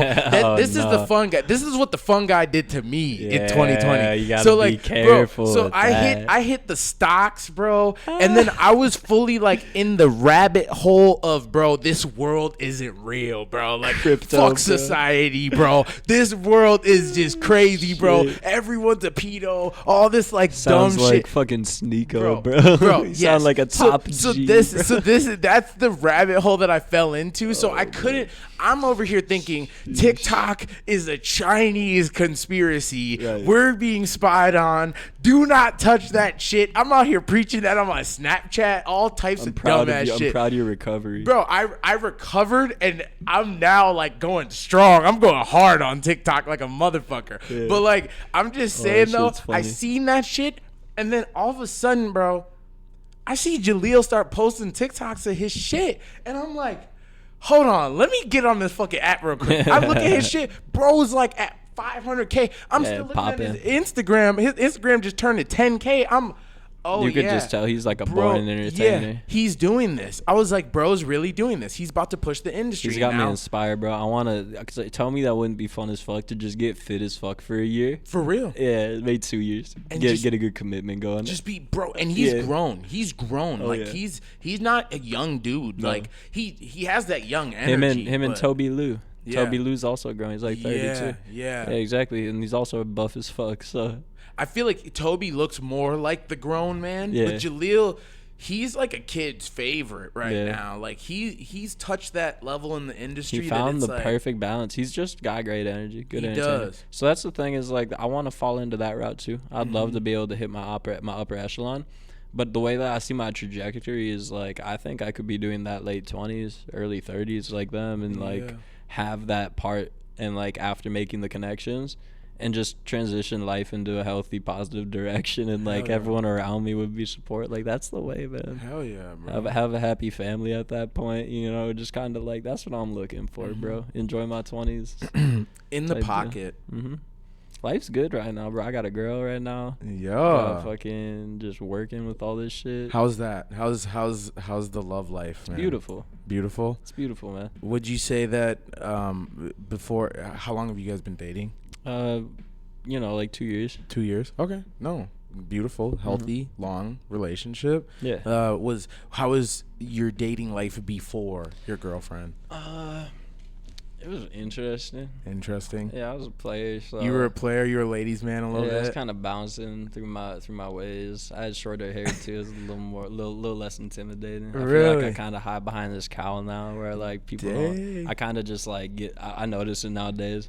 I just like keep my hood up and my hair's all long and shit. And I'm just kind of like less, I don't know, less outspoken now. Yeah, more low key now. No, I feel you. But back then, yeah, I was kind of off the walls, off my rocker. I had my time. He said, I had my time. He said, I'm smooth now. Moved up to the cities at 19, had a nice little apartment, bro. I was chilling. Okay. It was nice. Never went to college, but I bounced around college towns. Okay. So you lived the city boys lifestyle a little bit. Yeah, it was cool. For sure. Cool. But I was about to get into it though. In the Pocket, bro. That's my favorite song. That's a crazy song. That's my absolutely favorite fucking song. With that Shiloh Dynasty feature or the sample. Yeah, bro. It's beautiful. That's fire. It's beautiful. What can you just like take me through like where you were at if you can remember when you recorded that? Shit, man. That was when I had just moved out, so I was in that apartment. Okay. And I was like really just understanding like. I was doing the reason why I moved to the city, and I was touching on it very briefly earlier, was to do shows, organize events. And I was doing that in Rochester very consistently, and that's what not very consistent. I did it twice, but I had sick turnout both times. 200 at the first one, 300 at the second one, and we did it in an office space the first time, and then at like a real venue the second time. Yep. And it really was cool. It gave my friends a platform to do the shows, and that's kind of where that desire comes from. And that's what we were doing back then. Yeah. So, shit, where were we going with that? We were basically just. I mean, I just wanted to know the process of creating in the. Pocket. Oh yeah. So But, yeah. I was doing that, and that's where the opening bar comes from, because that kind of sets the whole pace for the whole song. Yeah. Is I'm in the pocket and catching the pass. Yeah. Because I was like, hold up, like, shit, let me make some music too. Let me not Yeah. just put on these shows. Let me put on the show and put myself on stage. Yeah. Because then I'm like, hold up, because not only am I like throwing the pass, I'm also like getting up on stage catching it. You know what I'm saying? So I thought that bar was fire, and then the rest of the song kind of flows from there. Yeah, I know too. Like your flow was just so different than a lot of your other songs on that one. Yeah. And I know you said like you do love your voice on "I Feel Loved," but I'm telling you, your voice was killer. No, I know that one's too, fire bro. too. Same with like Automatic. Yeah, Automatic's got fire voice too. That's probably where that shit's going. For sure. For sure. And you've done a lot of collabs in the city. Yeah, I know with hella people. I know Creative is one of like the bigger groups too that you've worked with. Worked with Skin Tones. Skin Tones. Love Skin Tones, bro. Those are some of my favorite people in the world. What have you done with Skin Tones? I helped them behind the scenes on a lot of things. Some of their M24 productions, so like some of their video stuff they were doing. Like there's a GoPro video out there that you could find. There's I paint their signs sometimes for their events and their backdrop. Okay. I don't know. They bring me around. We spent time together. For sure. Went to the Timberwolves game with them. Saw Casey perform. So they're good shit. I really appreciate them as people. And I've known Donnie since the old Black House days. Yeah. Met Antoine and Fawn somewhat like 2 years ago, a year and a half ago. Yeah. So, but that's been it's been a really healthy relationship. Yeah. I worked on an interview with them at some point, but that's kind of back burner at the moment. Yeah, and a collab, and you collabed with the back in the Black House days. Yeah. So it's crazy because that was like some of my first like real touches into like the underground scene of Minnesota. I remember I met Dre Nasty at like I know Dre. Yep, at like a show. It was like one of their shows that they had, and we had a friend out here that went to college at the U, and we were hanging out with her for the night. One of my other friends, whose name was Dre from Wisconsin, and Dre Nasty was just like, "Yo, bro, like at the party, like." Everybody got a freestyle and shit. Like, and bro, we were just like, oh my god, we were like these two kids from Wisconsin, like, fuck, bro. Like, yeah, we make music and shit. And this girl brought us here because we make music, but then now we're just like, fuck it, we're gonna freestyle for all these fucking people on the spot. They all know each other. They all know who the fuck you are. But it was so cool because he like showed love. Like they were cool as fuck, and they all showed love, bro. And they were all turned as fuck. And it was just like, even though we weren't probably that good at rapping at the time or whatever, like. Bro, they hyped us, bro. That whole scene was all love all the time, for real. That's literally like why, like, that was my first like memory of Black House, first memory of Dre Nasty, meeting him. Yeah, that's where I met like Papa and Philly and all of them. Yup. And it's crazy because I didn't know how big the group was. Yeah. I was kind of like, I knew more of like the Dre Nasty, Johnny XO, CK, like Zodiac group. CK. So that because they were a lot closer to my grade. I know CK because he used to ride at Buck Hill with me. He's a skier. Oh, okay. Yeah, but yeah, no, they're a really cool collective. They are really cool collective. I mean, they kind of that all fell apart. Yeah. Yeah, but you know, that was a good time. Man. It was. Yeah, bro. I'm very happy to have existed within that and played For my real. own just like small minor role in it. It was fun, man. That's dope. I got to meet other people. And really just good connections from there. So I think that's what's the most crucial for me was being able to not give a fuck and just go to events by myself and just stand around awkward as fuck and try to make small talk with people who don't know who the fuck I am.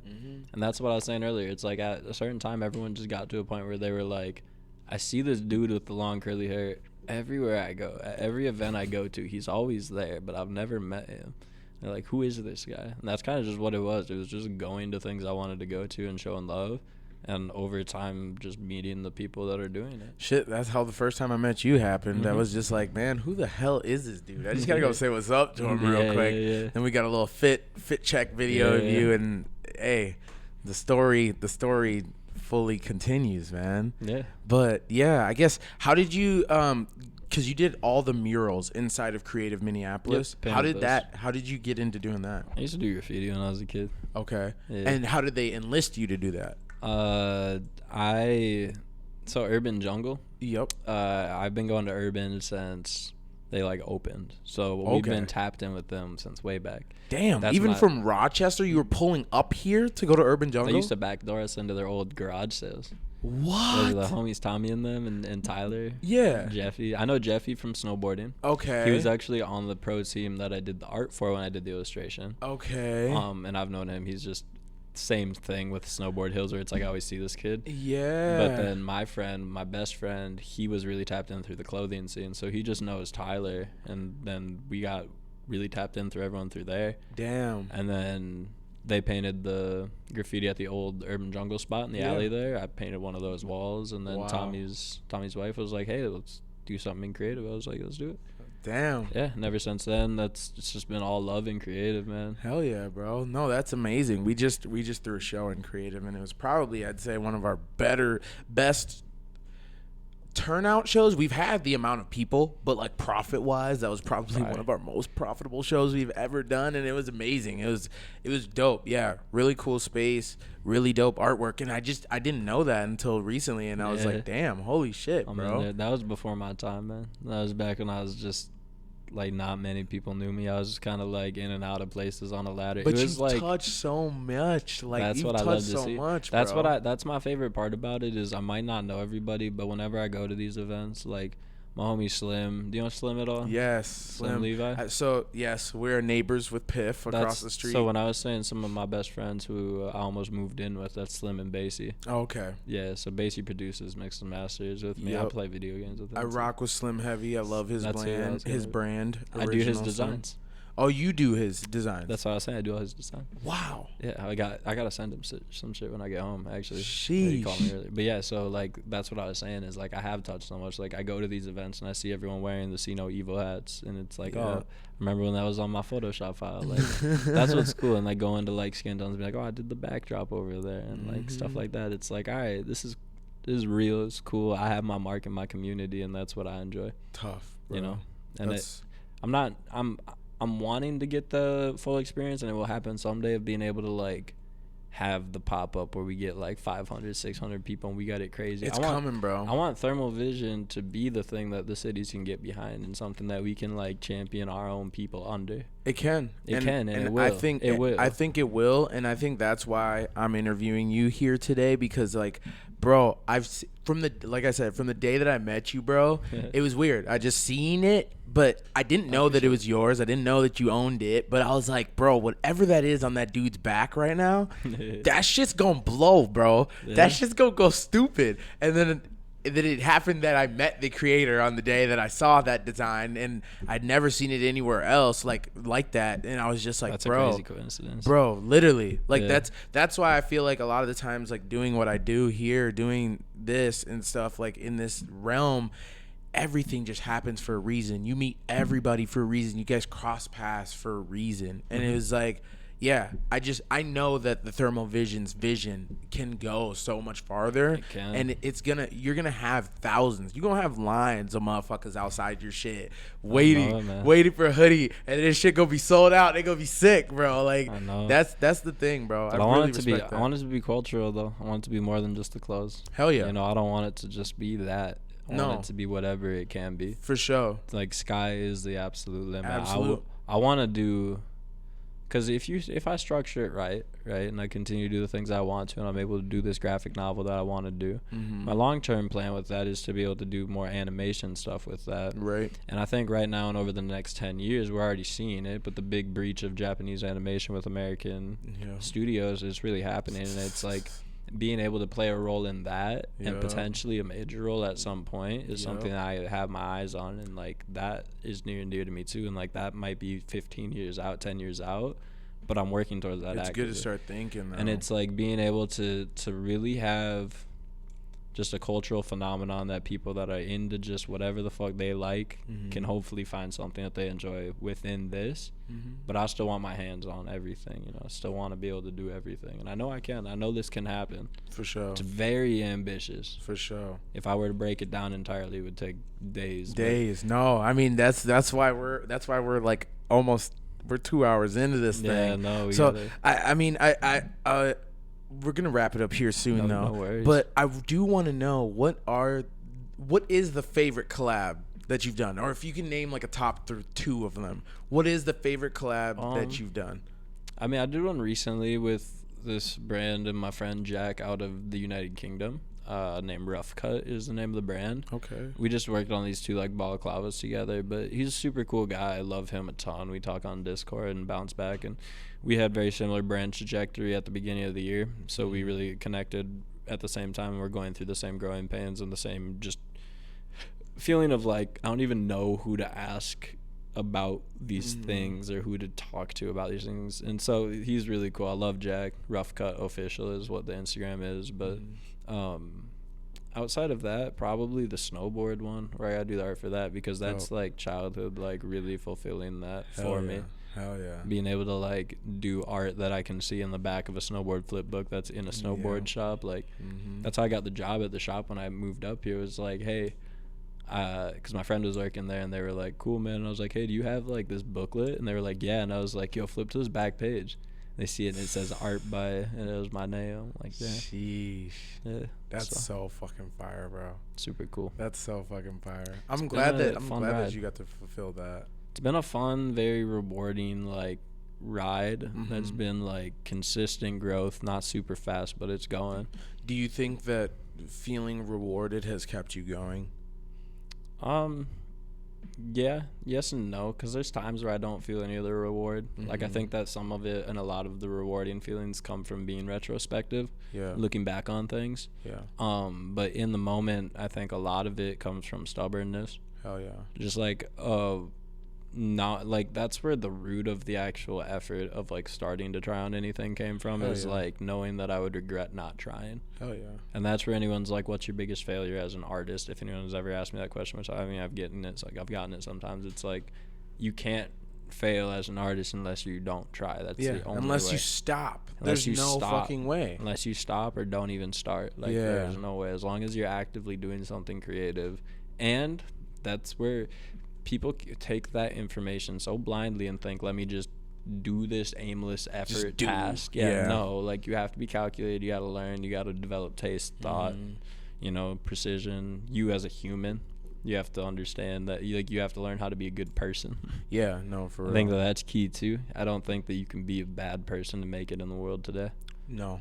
I mean you can in shady ways. Yeah, in this industry, I will say that there are very shady people who are doing things very shadily to get to where they're. But they don't get to where they try to portray themselves as, though. Yes. That life is a lot seedier, a lot greedier, a lot less profitable. A lot less lucrative than you could think. No, and at the end of the day, you don't feel good about yourself. You can't go to bed feeling good, and you don't die feeling good for sure. That's what I'm saying. Yeah, but I guess apart from your favorite collabs, what are your favorite clothing brands from Minnesota?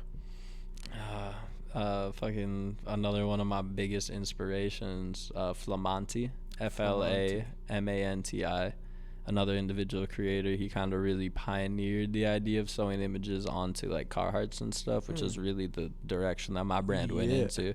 And he was a huge influence on me, and I had no idea up until like 6-7 months of making my brand that he's from Minneapolis. Oh wow. I was like, what the I went to Urban Jungle, and in their basement they had a pair of his pants up, and I was like, damn, you guys got Flamantis? And they were like, yeah, he brought those when he came through. I was like, what? And they're like, yeah, he comes to like a decent amount. Damn. I was like, what?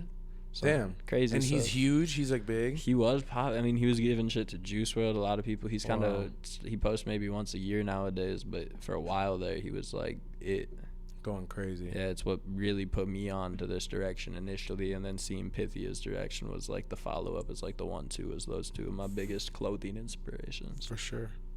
Do you have a favorite music artist from Minnesota? It flip-flops. I'm from like conscious rap kid, like Atmosphere, growing up in that route. Like that's it. But like, I think there's a collective that's entirely underrated, and that's like Slim's collective. A group of guys, like Few Bucks, that hang around with them. So basically, it's like Spimonte, Spimonte, most underrated, one of the most underrated artists in all of Minnesota. For hands sure. down, Basey, Basey. I've heard of him. Number one producer in Minneapolis, in my opinion. Okay. Great, talented engineer, mix and master, and then Slim. you know. Dope. So those are some of my favorite local artists. Hell yeah. But I think that collective, that group, if you start looking at them on Spotify, you'll see them all start featuring on each other. Anyone that's featured on any of their projects, just go home, look those names up, and just start listening. I guarantee you, you'll be impressed. Yeah, no, I've been fucking with a lot of Slim shit, man. That's why I always make sure to try and show him love and shit whenever I can see him. I think I saw Sonic Fabrications post from him, so that's what made me want to go. And then I was like, oh shit, Thermal's gonna be there too. Okay, cool, man. This is gonna be. I can at least finally pick up some pieces because you know I'm just not a very good online person. I like to when I have a store here. I like to try on my clothes. I like to make sure that I wear them and like be like, okay, man, this fits, this looks good. I have like the weirdest thing with the online purchases. But yeah, when I finally got to put on y'all shit and I was like, this is it, bro. Yeah, this is Basie really too, though. He produces all Slim shit and does like mixing and mastering too. I mean, Slim's been doing a lot of his own production lately. Yep. But Basie has a sick like DJ production project where he features a couple times, but that has everyone that I fuck with personally on that project right there. So if anyone at home needs something to listen to from Minneapolis, Basie right there, look it up. Slim Spamanti. Tough. Okay, man. So lastly, I also want to ask, what is Hidden Village? Hidden Village. Yes. It's currently being rebranded. Okay. I did see that. Yep. But so what originally was Hidden Village and what are we now rebranding it to? Yeah, so Hidden Village was the live shows I was doing in Rochester. Dope. It was just fucking cool, dude. I don't even know where the name. The name just because I needed a name to promote shit under and I didn't really have the illest ideas for anything. I was just like, all right, I'll run with this. The actual events were sick. It was the coolest photographers in Rochester. Yeah. You can do this in any. By the way, this is my best advice to anybody anywhere in the world. You can do anything anywhere with this advice, right? So listen up.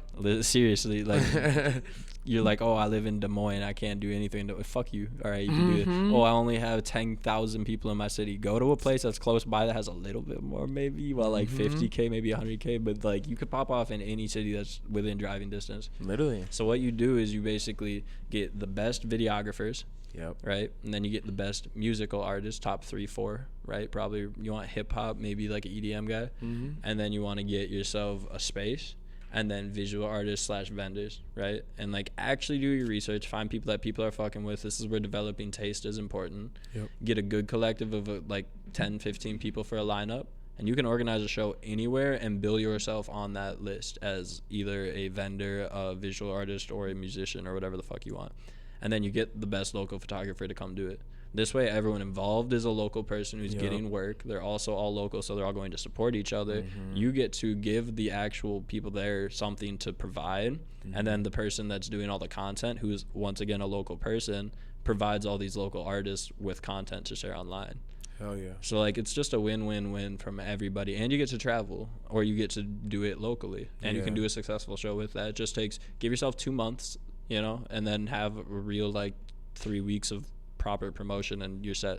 Hell yeah. You heard it, man. Anyway, if you in a small town, man, you better get off your ass right now. You better get off your ass. Don't say you need to come to no big city, man. You can be the one who does it in your town and turn up that city. You can do it's so fucking easy. You just gotta rally them, especially when they're smaller. When there's not as many people, it's easier to kind of sway them towards your way. There's one key mistake, right, that everyone makes, and even in a big city, everyone makes this mistake too, and it's organizing an event and thinking that everyone that they invite to be a part of it, without meeting with them in person, without bringing everyone together, they think that everyone's going to take it serious and treat it like their own show. Yep. You got to get your group of 10 people that are going to be involved in that show and bring them out, meet with them, and set that shit up proper. And that's how you do it. And that's the simplest way. Don't try to just do shit through the internet and tell people to pull up. It doesn't work. Hell yeah. So what's the plan for the push for 100K? Plan for a push is to keep dropping ill shit. I got some of the coolest designs I've ever made coming up here. I already know I'm about to hit. I already know one of these hoodies that I'm going to drop should hit algorithm again. And then that'll pop me maybe 10K. Yeah. And we're just looking at another 10. Yes, sir. And that's it's doable. Sheesh. I'm not gonna be heartbroken. I don't care. It's a number. I don't give a shit. But why not, bro? Yeah, no. Why not kick myself in the ass? No, it's a good goal to have, bro. You're there. You're almost there. It's time. Lastly, I guess, what is the future for Thermal Visions? We've talked about it. We've touched on it for sure. So worldwide, baby. Just getting worldwide. That's pretty much. I want to be tapped in worldwide with the travel. I want to be tapped in with all of the different mediums that I'm impressed with, that I have a passion for. That's about it. I don't want to leave any stone unturned over time. Okay. But I'm not losing any sight of focus with the clothing. That's always going to be like the pillar. That's one of my biggest passions in life, is that. So that's always there, not going anywhere, but everything else is going to start surrounding it. For sure, bro. Well, Topher, bro, thank you so much for coming in today, bro. Thank you so much for sitting with me and chatting. I know we chatted for a long time, but bro, man, there's been a lot that I've been wanting to ask you and talk to you about for sure. Because, like, hey, we're at Waterwave, we're getting into making like a lot more clothing, getting into making like a lot more stuff in house, and just like putting out stuff. And we just, I want to say that personally myself, I've been inspired by you and your work and all the stuff that you've been doing, bro. And like that. This is, like I said, this is my first solo real interview, so I had to do it with one of my own inspirations from the city. So you know what, bro? I think that with that being said, man, I think we're done here, man. Good, man. I think we're done here. Thank you so much, Topher. We'll have to do it again sometime. We're going to have to. We're going to have to, We got more bro. to talk about. There's going to be more, and I know you're going to have a lot more experiences and crazy shit to tell, bro. Yeah. This is only the beginning, y'all. Y'all have heard it here first, bro. This is from January to October. My man has been making this 80K push like crazy, bro. So don't sleep.